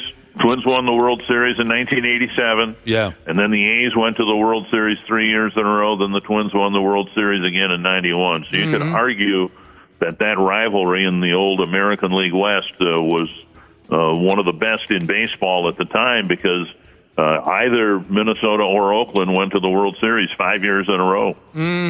And, for older folks, you think of players like Reggie Jackson and Sal Bando and guys like that. Joe Rudy. It's the end of a run, an end of an era. And I'm looking forward, hopefully everyone behaves themselves.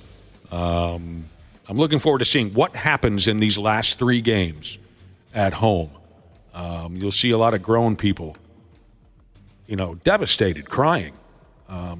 Hopefully no one goes nuts. But there are those in your listening audience who are like me, who remember the end of Metropolitan Stadium and what a somber occasion that was. But I may have been the only one, I guess it was after the Viking game, I might have been the only one at Met Stadium to see the Vikings lose to the Chiefs that didn't have a socket wrench in my pocket to unbolt something and take it with me.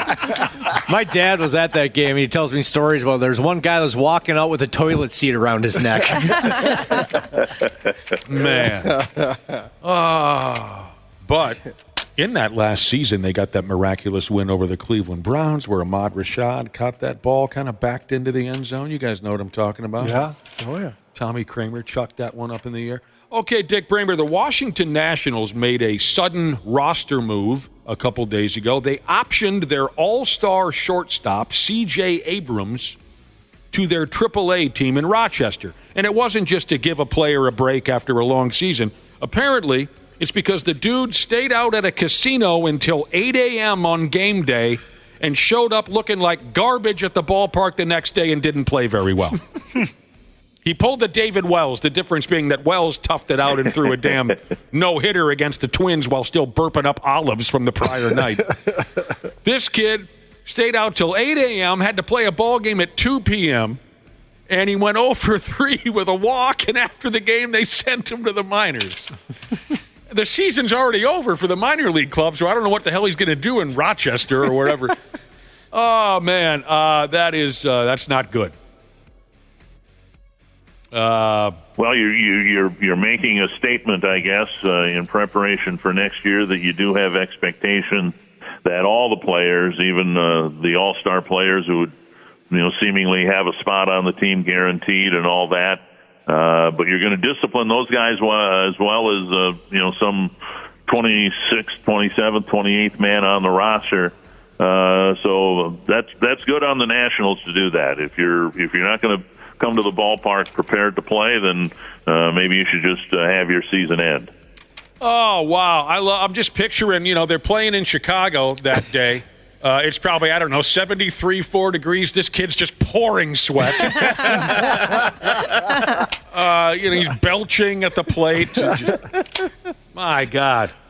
He was doing all the things Babe Ruth did when he was playing. Yeah. All of that was fine. Dick, you spent 40 years on the road with the Twins. Did you ever stay out too late?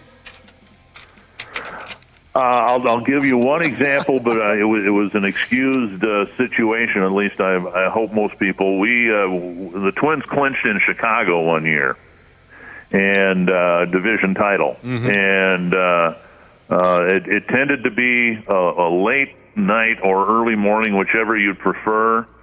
And I'll just say this, that we were behind closed doors in the hotel rec center, I'll call it. And there was a knock on the door, and who came in, he didn't stumble in, he walked in, was Ron Coomer, who wasn't even doing games with us at the time, but he knew where we were, and 2:30 in the morning, he knocked on the door that was closed and came in and joined us for a while. Nice. The Coom Dog. There you go. Randy Shaver, you traveled with these clubs too. Who were the players that might make you stay out late? Oh, gosh, I couldn't tell you that. They're older now. They don't care if you say they stayed out late once. I don't think I traveled more. You made a blood oath, huh? I traveled more Vikings games where you stayed out late more than the Twins playoff. Well, yeah, I'm looking for runs. anybody. Sell somebody out, that's all. I'm not going to sell anybody out. All right. Same. He's a loyal pal. They were all good boys. Yes. But I'll say this, and we've seen it on TV, the clubhouse celebrations, and I've always tried to, except when I've been asked to go in there to do interviews, I've always tried to stay out of there, because I've always thought that was kind of for the players and the uniform personnel and all that. But the Twins have done a great job in recent years when they've clinched something. They won the playoff. They got into the playoffs at home last year, and then had a playoff victory over Toronto. And they had a separate thing for the employees, and I thought that was a really nice touch by the Twins, because it's a struggle, it's a grind for the non-uniform people as well, and there's nothing better than to do your thing and get on the treadmill in February, and then you have something to celebrate. It's really, really special when it's not just the uniform people who are recognized for putting in a full season worth of work. Oh, that is really cool. Yeah. So, all the Twins employees, you folks in television and radio, you had your own little party. That's a great idea. Oh. But, I mean, people in the ticket department, the IT people, and it was kind of a separate deal. And I always felt that's kind of, if I was going to celebrate with a group of people, that's the group of people I should be celebrating with. And that was the case 20 years ago, whenever it was in Chicago as well. That's very cool. Was it kind of like Dick Bremer when you go to those small-town wedding receptions where some dude just kind of wandered in, you let him hang out anyway? You know what I mean? Yeah, we didn't check ID at the door, right? Who the hell's that guy? Whatever, let him have some beer.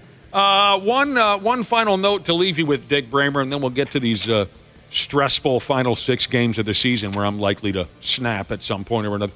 Twins fan in our listening audience has sent in a little-known Twins fact. Are you ready for this, Josh?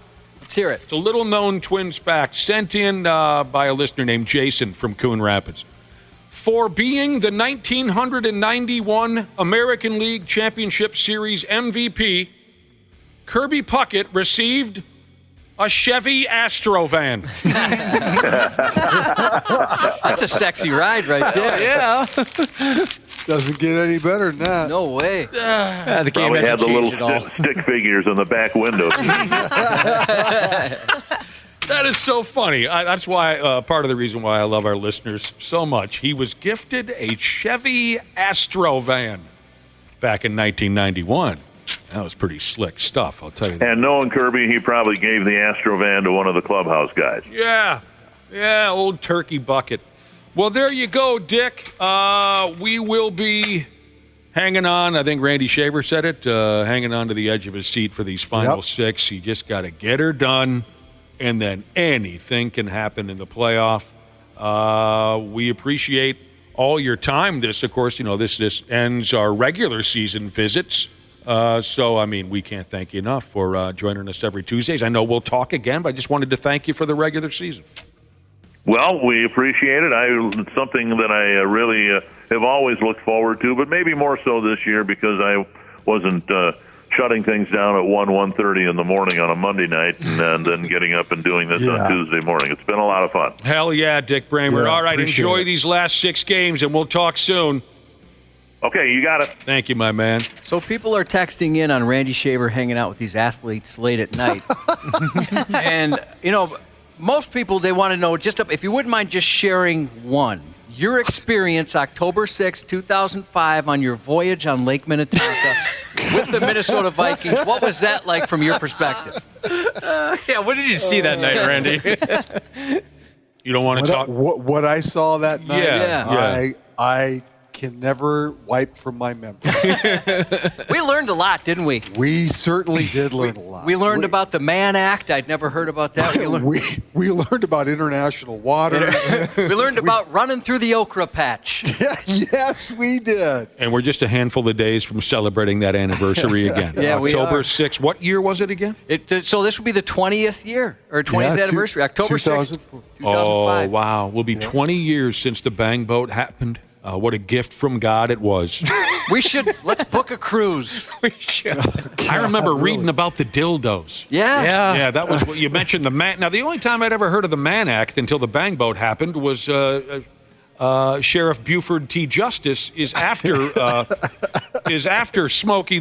What the hell was his name? The Bandit. The Bandit. Because of the Mann Act, you Smokey and the Bandit fans, you know what I'm talking about.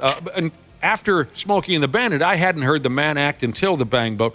What a glorious glory. It was the greatest moment in Vikings history. And, there's so many things that happen that's overshadowed that a lot of limos pulled over to urinate on people's lawns. Not the limos, but the players would get out and pee right on someone's lawn. We're coming up on the 20th anniversary. I love that clip from Cluey that we've played where he's like, he saw in the news and goes, well, they didn't invite me? They didn't ask Cluey to jump on board. No, they did not. All right, here we go. Randy Shaver, we got plenty more to rap about if you're not going anywhere. No, I'm not going anywhere. You got to feel for Ric Flair. The guy can't catch a break. This will teach you. This will teach you that even the most devoted of husbands have to endure marital issues. Ric Flair and his wife are splitting up after what I'm sure were 6 very stable years of marriage. Yeah, I remember thinking about how much they must love each other when he tried to steal Janelle Klein out of the studio. And made us all very uncomfortable. That was so odd. Ric Flair and his wife, who've been married again for 6, I'm sure, very stable years, they're splitting up. And I'm sure you're all asking what I'm asking. What did she do? His now soon-to-be ex-wife. What did she do? Her name was Wendy. Rick is 75 years old now and is still struggling to find true love. How old is she? Oh, I don't know. She was some late 20s, early 30s. I'm kidding. She was old, an older gal. I don't know. My guess would be 60-something. Okay. That's just my guess. I think I looked at her. I just read it yesterday, and now I forgot. So he's 75, and she is 64. 64, okay. That was Rick's 5th marriage. He does everything right, and this is the thanks he gets. Let's get him on that Golden Bachelor show. That would be awesome. Rick said I want to hear more about this in a minute. Rick said on stupid Instagram that he enjoyed being with Wendy, but after their ups and downs, it was best to go their separate ways. He thanks her. She was by his side when he kicked out at 2 back in 20+17, when we all thought for sure he was a dead man. Mm-hmm. Still looking for love at 75. Well, yeah, there were a couple times there, right, where the news was dire and it didn't sound good. Yeah. Anytime his name is trending on social media, I fear for the worst. So you said something about golden shower, what? Golden Bachelor. It's the Golden Bachelor. It's the Bachelor. It's the older people version of the Bachelor, where somebody in their 60s or 70s is looking for love. There's no way we could ever be roommates and try to watch television together, Dana. I don't watch it. I just know what it is. I bet you could bond over. I mean, you've kind of got into maybe not got into, but you watched here and there some reality TV shows that Dana might get into. My friggin' wife watches a pile of those reality TV shows. Does she watch The Bachelor or Survivor? Well, what was the one with the lava hot The Bachelorette lady that we were? Wasn't it? The Bachelorette. Yep. I mean, I walk through the living room. I might sit down for 5 minutes. Yeah, she watches all that stuff. By the way, real wives of this and that. Oh, yeah, like the Real all that Housewives. stuff. Every one of them. I think the most recent one, she's watching the women in Salt Lake City. Go ahead, Josh. I was going to say, good news. For whatever reason, I was thinking next month was 2025. It's only the 19th year anniversary for the Bangboat, so we've got time to plan big for next year. Okay. That'll be great. We got to do something. We have no choice but to recreate it. Well, it didn't work out so well for a lot of those guys, but yeah, maybe a light version. Or just see if how many of those guys we can get in studio to talk about it. I don't know. Yeah, good luck. But they love talking about it. Yeah. Well, it's been 20 years. They can't grow up and talk about it. That is not going to happen. 20 years have gone by. No. I wonder and whatever they would say, I wouldn't believe it because I don't think anybody's going to ever tell the truth. I'll tell you what, I'd be talking about it if I were them. I'm sure you would, but that's not going to happen with them. Well, then we won't even make any phone calls, Randy Shaver, just to satisfy you. I'm just telling you, they're not going to talk. We won't even try then. Not going to try. No, I'm not going to try. Not even, no effort whatsoever? No, not going to make an effort. Do you think as a young man and through college and when he's signed and all that kind of stuff, Fred Smoot would ever think he would be famous for anything but football? It's just football adjacent, that big party. Whenever somebody says Fred Smoot, he was the planner of that whole thing. Fred Smoot. The University of Nebraska men's head basketball coach and former member of the Half-Ass Morning Show, Fred, another Fred here, we're talking Hoibergs. Yeah. He's going to undergo another pacemaker replacement. Yep. Probably needs it. It's got to be done. Yep. I think Fred will be fine. Fred has had 2 of those damn things, I think, now. I remember the first time he was diagnosed with all that and having to go through that. And the conversation was, this is just the beginning of a long process for him that every, I don't know what it was at the time, every 7 years, 8 years, he was going to have to go through all this. So this will be his second pacemaker. It's kind of like a new hip or a fresh set of boobs. You got to get them replaced once in a while. They run out. They wear out. I wouldn't know the boob part, but yeah, I can understand. We love Fred. Loved having him on the show. But it's different. It is different, though, because with a pacemaker, you don't go bigger the next time around. Right. No. Right. No. Yeah, Fred's great. Awesome. All right, awesome so guy. You guys know that I don't spend a whole hell of a lot of time watching the National Football League. I am drawn to bad football, and that'll get me to tune in once in a while if there's a couple of teams that really suck. I love fumbles and interceptions and meltdowns. But last night, I went ahead and watched a great pile. How does a grown person? I watched a great portion of last night's Washington Commodores Did game you not against. come away impressed? Who were they playing? The Washington Commodores. Cincinnati. Okay. Were you not impressed with that quarterback? That's exactly where I'm going with this. Who is that quarterback? Jaden Daniels was the second overall pick in the draft, and that guy lit up Cincinnati last night. He was fantastic. That kid was terrific. I was absolutely dialed in 100% on that kid. 21 and 23. It's the first time that I've watched him, other than just like highlights. It's the first time I was like you, Nick, last night. I didn't care about the Buffalo game. Jacksonville's terrible. Nobody cares about Buffalo or Jacksonville. Doug Peterson's going to get fired. That Jags thing is a mess. But the Washington game is so interesting because that franchise has been in such disarray for like the last 5 years. Total gong show. And now they've got this quarterback who, I mean, he's as good as Stroud was a year ago, and maybe better because he's so mobile. He's so he's like the younger version of Lamar Jackson. He was so slick in every damn thing he did, and the entire team impressed me, the Commodores. Yes. I loved what I saw because they've just been a forgotten garbage team for so long, and I love when this can happen. You know, kind of like the Bengals a few years ago. Who am I missing? Right. Right. So, yeah, this was great, and I'm all in on this Charlie Daniels, whatever this kid's name is. Jaden Daniels? Boy, Yes. was he something to watch. And the guy who is celebrating the most on that team is Terry McLaurin because he's been through countless bad quarterbacks in the last 5 years. He's their star receiver. And last night... The catch he made at the ass end of that game? Fabulous. But tell me he's not enjoying life right now, knowing he's got a 21-year-old quarterback or 22 or whatever Daniels is with that kind of talent. And the team, it's like somebody woke them up. I mean, Washington's got a good football team. They look damn good all the way around. Yeah. And I think that was just wonderful. That was the most fun I've had watching an NFL game in years. I totally agree. I years. had a great time watching that game last night. Just in case you were worried about it, Vikings quarterback Sammy Darnold has just a knee bruise. It's no big damn deal. He'll be ready to go for that upcoming loss at Green Bay on Sunday. That's great. What? Upcoming what?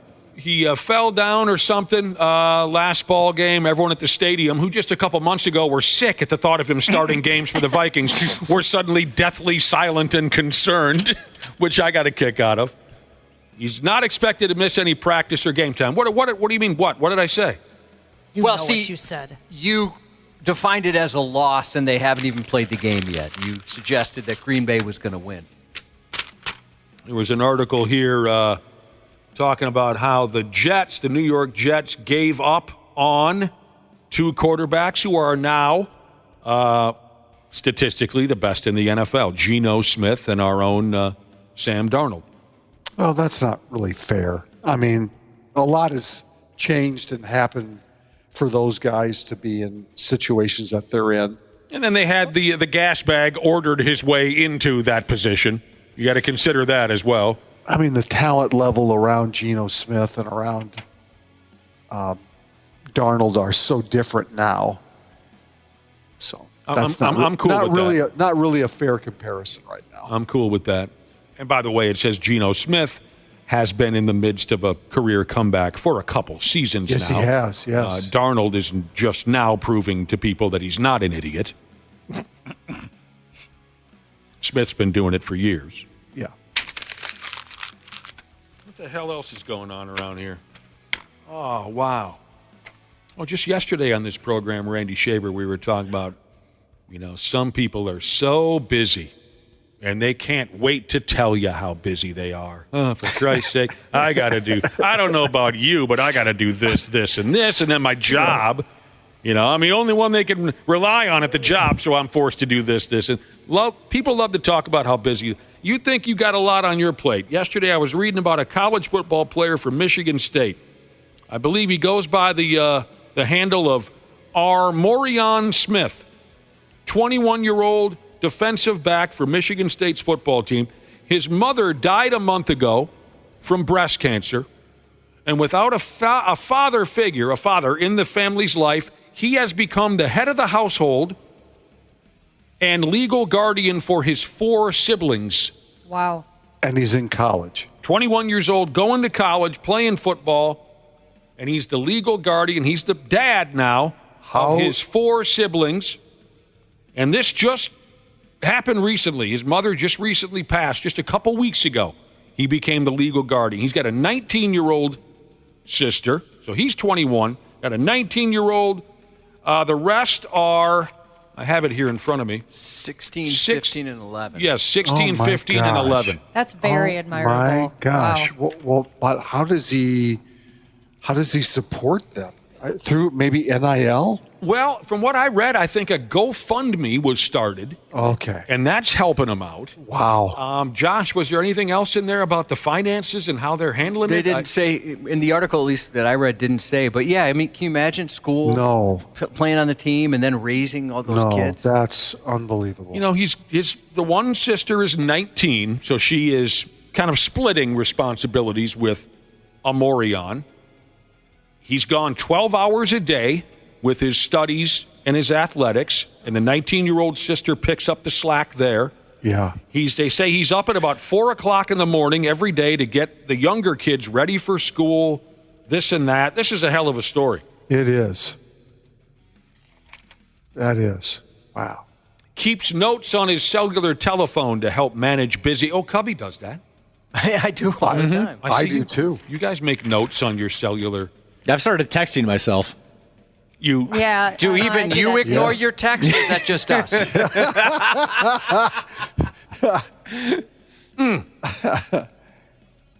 That's a hell of a deal. It is. I mean, very sad. I will say that because the kids are a little bit older and are able to somewhat take care of themselves, it makes life a little bit easier. Imagine if they were 3 years old, 4 years old, that kind of thing. Yeah. So it does make it a little bit easier just knowing that they are a little bit more self-sustaining than smaller kids. It does say that he makes some money through the NIL, and Michigan State has helped through student assistance. There's been a bunch of fundraisers for him. That is one reason NIL is a good thing. I can't think of any. We finally found one reason. Yeah.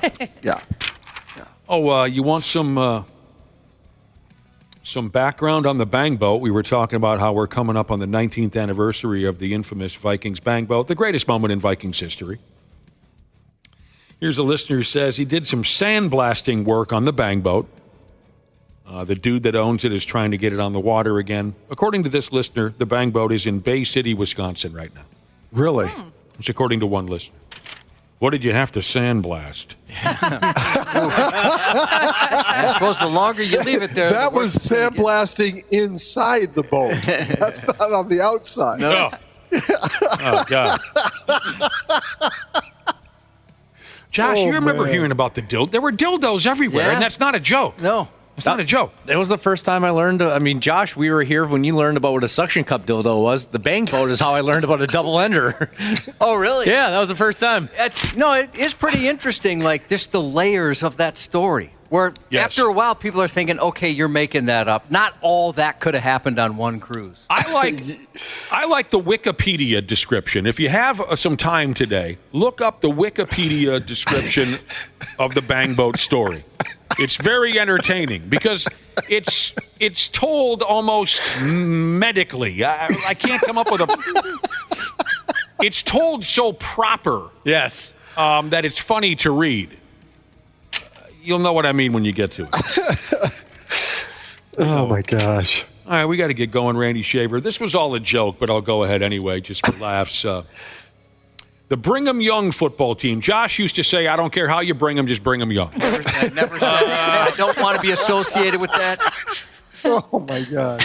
The Brigham Young football team totally curb-stomped Kansas State on Saturday in college football. It was 39-8. It doesn't matter. BYU totally crushed Kansas State in college. Prior to kickoff, this has become a trendy thing now, ever since that. I'll explain. Prior to kickoff, a Kansas State fan on Twitter promised to stick a 5-layer Taco Bell burrito up his bottom if BYU won the game. Oh, boy. You following that? BYU, yes. Wait a minute. BYU did win the game. Oh, yes, that's what I'm saying. Yeah, this was a Kansas State fan who said, there's no way I'll stick a 5-layer Taco Bell burrito in my can if and then after the game, everyone was reminding him on Twitter of the bet that he made, and BYU's Twitter people, they simply tweeted out, "Live Moss." That's great. Which is the Taco Bell slogan. Oh, man. So, again, this was all a joke. They're just playing off of that Florida State fan who promised to eat a solo cup filled with human feces because this or that. But anyway, folks had fun with it on. Now I can't think of Taco Bell any other way. Cubby could eat through that. Yeah, I could. I mean, if I was I'll dust it off and I'll eat that. You could... God. Oh, no, that's not what I meant exactly. Oh, it isn't? I was saying, well, then me neither. Strike that from the conversation.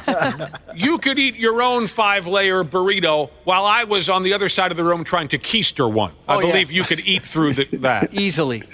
The guy who tweeted that he changed his profile picture, or, well, not profile picture, but the one above it, whatever that is, to a burrito. He's got a burrito. Oh, God. All right, there you go. All right, Randy Shaver, I know what I'll be doing tonight. I'll be watching Game 1 of that Marlins Twins series. Yes. Sweating it out, son. Yeah, it's going to be fun. And watching the score. I know the Tigers play at noon today. So that game will be in the books by 3 o'clock, so we'll know where they stand. But Dick's right. Kansas City is folding like a chair right now. So that might be the team that the Twins have to chase down in order to make the postseason. So. Did you hear Josh rapping earlier? I did not. Oh, you missed it. You want to try it again, Josh? Should I go back? Just for Randy? I don't know if I should do that again with Randy on the phone. Pull the lyrics back up. Give it a shot. Right. It was a big hit earlier. We found a dirty LL Cool J song on the internet. It's called Doing It, right? Okay. And it's just LL Cool J and this lady going back and forth saying filthy things to each other. And we challenged Josh, the straightest lay sumbitch that any of us know, to rap the filthy lyrics. So I wish that Janelle was there, because Josh and Janelle would be hilarious. Oh, Janelle would be better, yeah. Dude. I don't know if she'd ever say those words, though. Oh, we should save that for Janelle. That would be so freaking funny. Well, I'm going to see you said earlier there's no chance we could ever get anyone from the Bangboat to come on this radio station and talk about it. There's no chance Janelle would ever do this. I mean, we'd have to really, really sweet talk her. I don't know. She might if we, because like for me, I pulled up the lyrics and didn't look at them on purpose. Yeah. Just so I could be surprised. But there was a couple that. Well, just let her know you want to do a duet, Josh. Do you think she'd do a duet with me, Nick? It's a long shot. She won't be available this week. We understand she's working. We can try this next week because God, Josh, that'd be funny. Catholic Josh over here rapping these dirty lyrics. People loved it. And by the way, I want to be given full credit for absolutely perfectly matching up the beat from the original song. You did a very good job. All right. I want Janelle to take the first line, which goes, "It's our first time together and I'm feeling kind of horny." I want her to take that one. Will you rap dirty songs with us, Randy? No, sir. What about retired Randy? Won't? No, retired Randy's not going to do that. All right, here's the deal. We got to go. And we'll work on Janelle. We will. We'll work on Janelle. I'm going to start this beat up, Randy Shaver, and we just need you to say something dirty. I am not going to say anything dirty. It's not going to happen. I'll give you all the time. Something about a man from Nantucket. Not going to happen. You're retired now. I don't have to what uphold. I am. I am still not going to do that. Whatever image you thought you portrayed back in the day, nobody cared. Nobody cared. So I'm just going to play until you say something dirty. Let Wapple do it. Wapple, yeah. I'm horrible at Sing rapping. about that burrito and what you're going to do with it. I got a 5-layer burrito up my butt. Yeah, I told you. Yeah, I'm horrible at rapping. That worked. I like Save that this segment, Randy. That worked.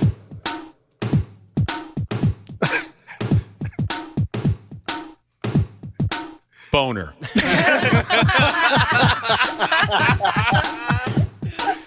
Oh, man. Injury. See, I turned it around. Oh, boner injury. Boner injury. All right, whatever, you tight ass. We can't sit here all day doing this. We got to go, Randy. We'll talk to you tomorrow. See you tomorrow. We'll be right back on the show. Got a burrito in my butt. Don't mean to be sick. There goes Wapple. There goes Nick. The 93X Half-Assed Morning Show. Did you know that Standard Heating opened its doors over 90 years ago? That's right. Tony Ferreira opened the doors in 1930. Now ran by his granddaughter, Claire Ferreira. Call Standard Heating and Air Conditioning today and experience the customer service and care that holds true today. Are you looking to improve your work-life balance with excellent benefits like 401k match and even tuition reimbursement? Standard Heating and Air is looking for an accounting administrator and customer service representatives to join their team. Learn more at standardheating.com/careers today. Every week, Michael Rosenbaum is getting deep with someone new on the Inside of You podcast. Let's get inside of Zach Braff. What is one piece of advice you wish you received early on in your career? That if you don't go all out for every single audition 10,000 people are, that I can just tell you if you're an actor listening that you just your lottery ticket is very limited. The other people have a whole lot more lottery tickets. That is profound.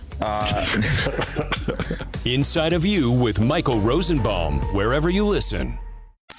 Can you dig it? Can you dig it? Can you dig it? The 93X Half-Assed Morning Show. Oh, what a hell of a deal. A hell of a deal it is to be broadcasting to our wonderful listeners this morning. It is 8:35 now in the 93X Half-Assed Morning Show. Keeping it real, aren't we, Josh? We are. That's what we do. All right, here we go. Let's check in and see what the dorks on social media are talking about. Okay, politics, we'll skip that. Taylor Swift, nah. Josh's rap skills, we covered that. All right, let's try this. People are sharing their stories about how they scored booze when they were underage. Ready? Go. My favorite one was utilize the cable guy. Tell us about the cable guy. We were sophomores in college, just back on campus, getting into our new apartment. Copy. And, not too many people are on campus yet. All our old connections had kind of graduated. We had no way to get beer, but the cable guy was there, setting up our internet and our cable. And we were texting each other in the room, behind his back. Hey, you ask him. No, you ask him. And I asked him, and I did it in a way that I'm kind of proud of. I thought this was pretty creative. I said, so how long you been working at the cable company? He goes, 5 or 6 years now. I'm like, oh, that's cool. I've always wondered, did they pay you by the hour? Do they pay you by how many jobs you do a day? He goes, we get paid by the hour. And I said, do you want to make some more money this hour? And he looks at me and goes, you guys want me to buy you beer, don't you? I'm like, yeah. And he did. Yeah. How old were you? 19, I think. He looked at you, he goes, I honestly wouldn't do this, but you guys remind me of me and my buddies when we were this age. I know how it is. Like, yeah, I'll because the liquor store's just down the street. That's adorable. Yeah. So, that was the first time at 19, huh? That I had a beer?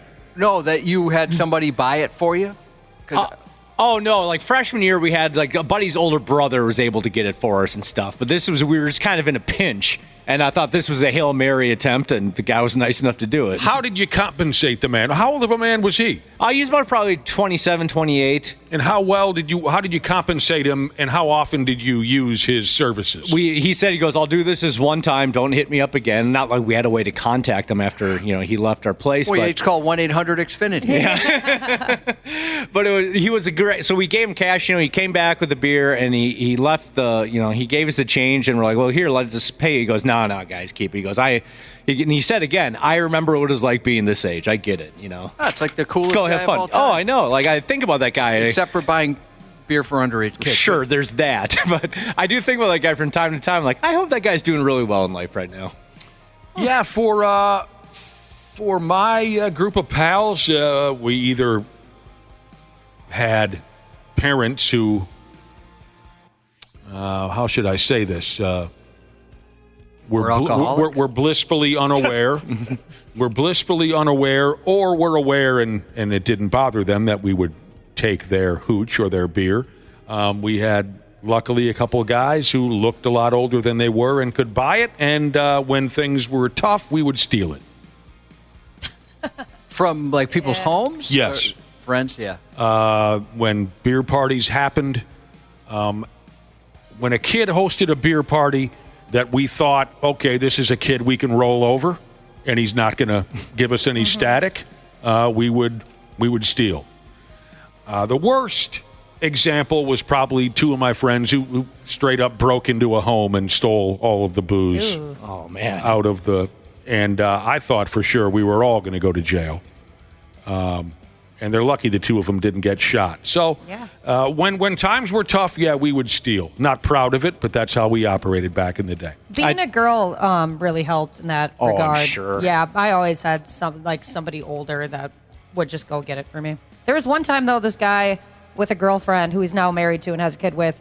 I'm sorry, say that again? I said there was this one time, this guy who had a girlfriend who he's now married to and has a kid with, he would buy girls' booze with his own money in exchange for nudes. That was pretty cool. That was a cool guy. Why did you mention that he's now married and has a kid? Because it's to the same girl that he was cheating on at the time. My word. He would. A lot just happened. I'm not sure if I'm following that, but so she's saying back in the day, this guy's dating this girl. Okay, he's dating her, he's buying beer for underage girls and saying, "Hey, I'll buy this for you, but you got to send me some nudes." Oh God, how old of a guy was he? He looked a lot older. He had a fake ID. So he wasn't like a 29-year-old guy. I was thinking he was of age. Yeah, we were picturing him as being an of-age guy or beyond. He was creepy no matter what. Well, he was one of those, because I was a freshman at the time, and he was a senior. So he was one of those like creepy seniors that preyed on freshman girls. Disgusting. Can I ask you this? This woman who married him, was she unaware until this very moment what was going on, or does she know? I think she's unaware.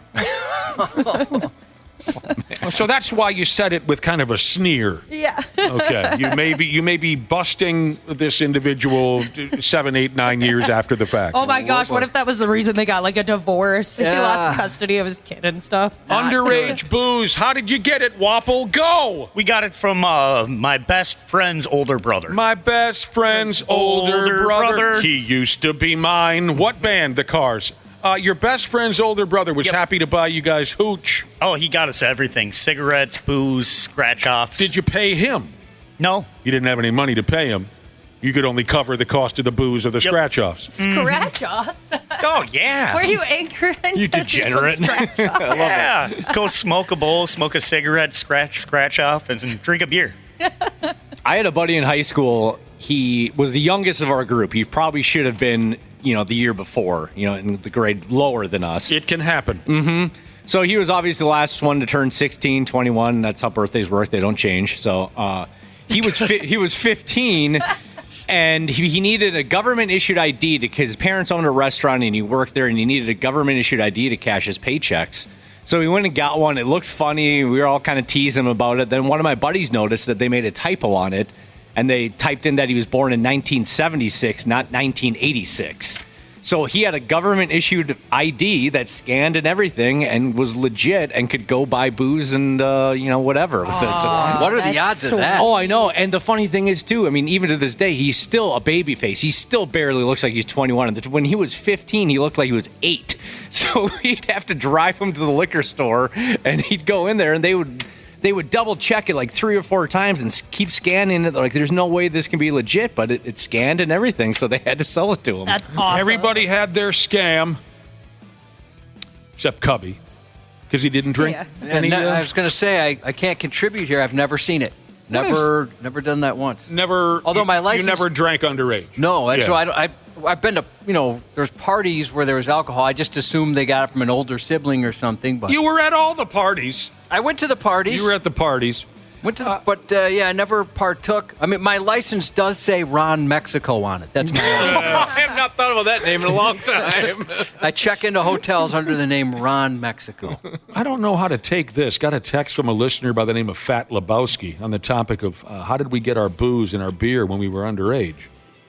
I don't know what this means. We would just trick the local derelict, I think is what he means. We'd trick the local... I don't think that's what he means. And then we just beat the hell out of him. I think he's describing a person that's done something pretty bad and using that against them and then beat him up. They were beating the hell out of the person who bought him beer? It looks like he's describing somebody who's done something pretty bad. Okay. And they kind of blackmailed him into doing it and then beat him for that. Well, that sounds just like a terrible moment from your youth, and I'm sorry that happened to you, Fat Lebowski. Oh, sure, then you got the old trick of stealing your folks' booze and just adding water. That backfired on most of us. Especially if they keep in the freezer. There were liquor stores that didn't care. There were, hard to believe, but back in my day, there were liquor stores that didn't care. They wanted to make money. Yeah, there was one on the edge of my town that I obviously won't say the name, but we still talk about it, and I drove by it the other day when I was going to an appointment somewhere, and I had to pull over and take a picture of it and send it to the guys. Like, man, they provided us some good times back in the day. There were older people that wanted to make money, like Dana's story about the cable guy. You had to do what you had to do. Yeah, some buddies of mine, the two that I mentioned earlier, oh, God, we had a fort. That was a big thing for us when we were like 8th grade, 9th grade. We had a fort. Yeah, I've told you about the fort before. It had an underground entrance. That's so sweet. That's cool. It had a trap. I didn't have any part of this, but someone dug a moat type of a situation out front of it. And the idea behind that is if you weren't invited, you would fall into it and hurt yourself, and it would teach you not to come near our fort. You see where we were going with that? Did you guys ever get anyone? Yeah. Oh, yeah. Oh. People fell into this trap. Anyway, we had this stupid fort that we would sit in and drink. And two of my buddies decided, okay, we're all out of hooch. We need to get some. And they went and broke into a house in the neighborhood, came back with a garbage bag full of booze. And, I mean, I was nervous that night. Because, okay, this is 4 or 5 houses down from our fort is where they broke into the home.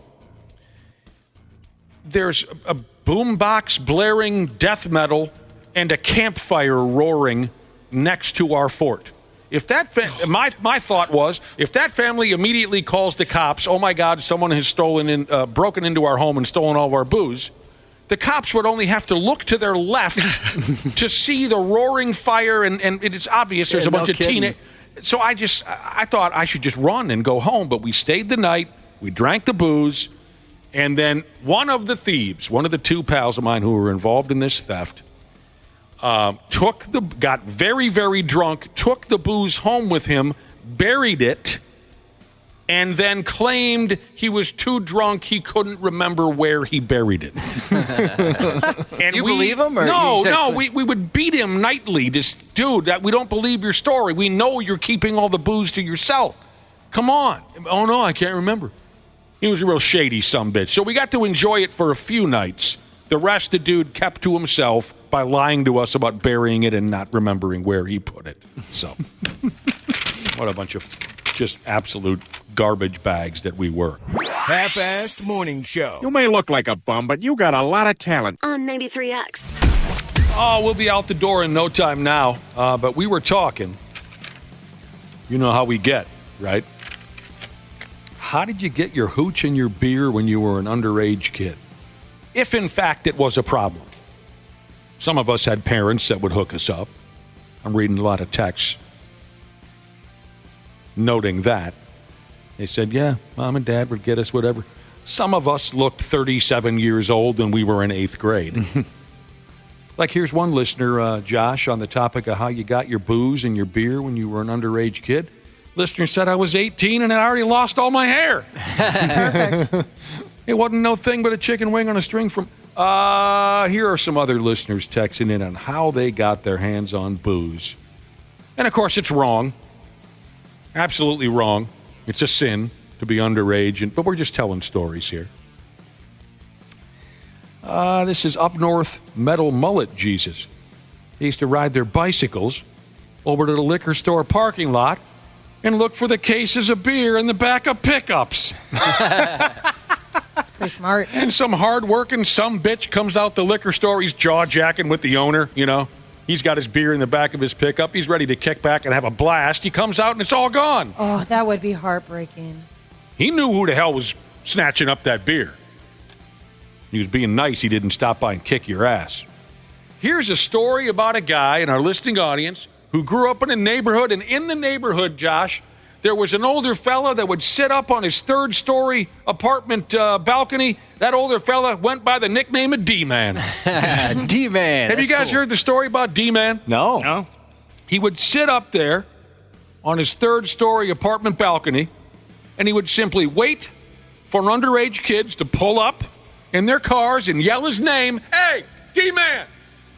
D-Man would come down from his third-floor balcony, get in the car, and go buy the kids booze. Harley Wrenching Jesus said he used that system every weekend for 2 years. Good old D-Man.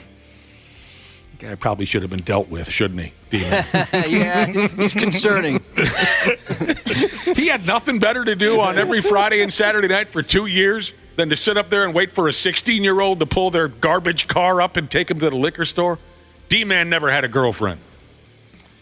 Stuck in Brainerd, Jesus. Shady sumbitch. God, see, now when I read these stories, now I get aggravated. He said he grew up very close to Breezy Point Resort. What a wonderful place that is. I love that place, sure. He grew up... I've got a sweatshirt from them. You're lying to us. No, it's true story. You better wear it tomorrow. I can't. What happened? Because I don't have it anymore.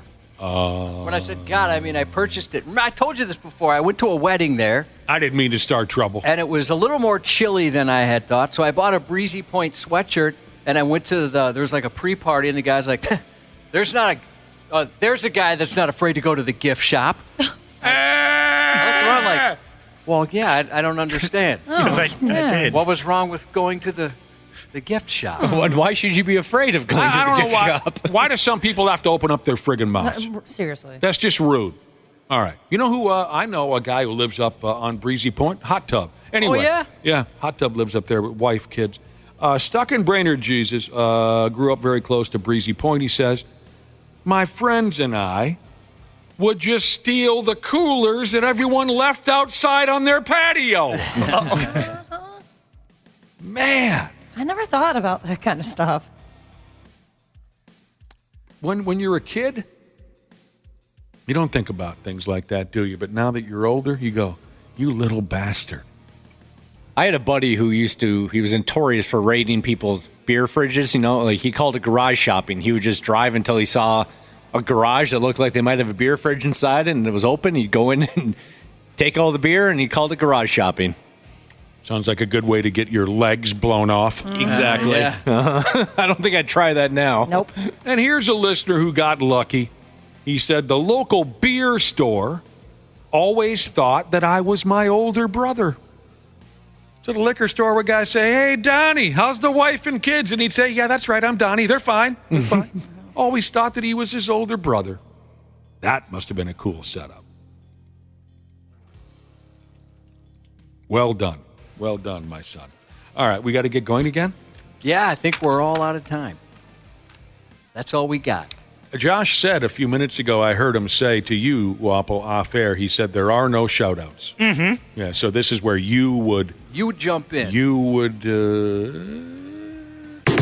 There's a douchiness to them. Right. The 93X Half-Assed Morning Show.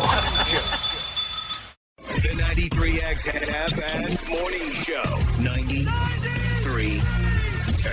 The 93X Half-Assed Morning Show podcast is sponsored by Standard Heating and Air Conditioning. New episodes drop each weekday. If your podcast platform has ratings, go ahead and give us 5 stars and maybe give our enemies 1. Thanks, and here's a word from our sponsor. Standard Heating and Air is looking for an accounting administrator and customer service representatives to join their team. Learn more at standardheating.com/careers today.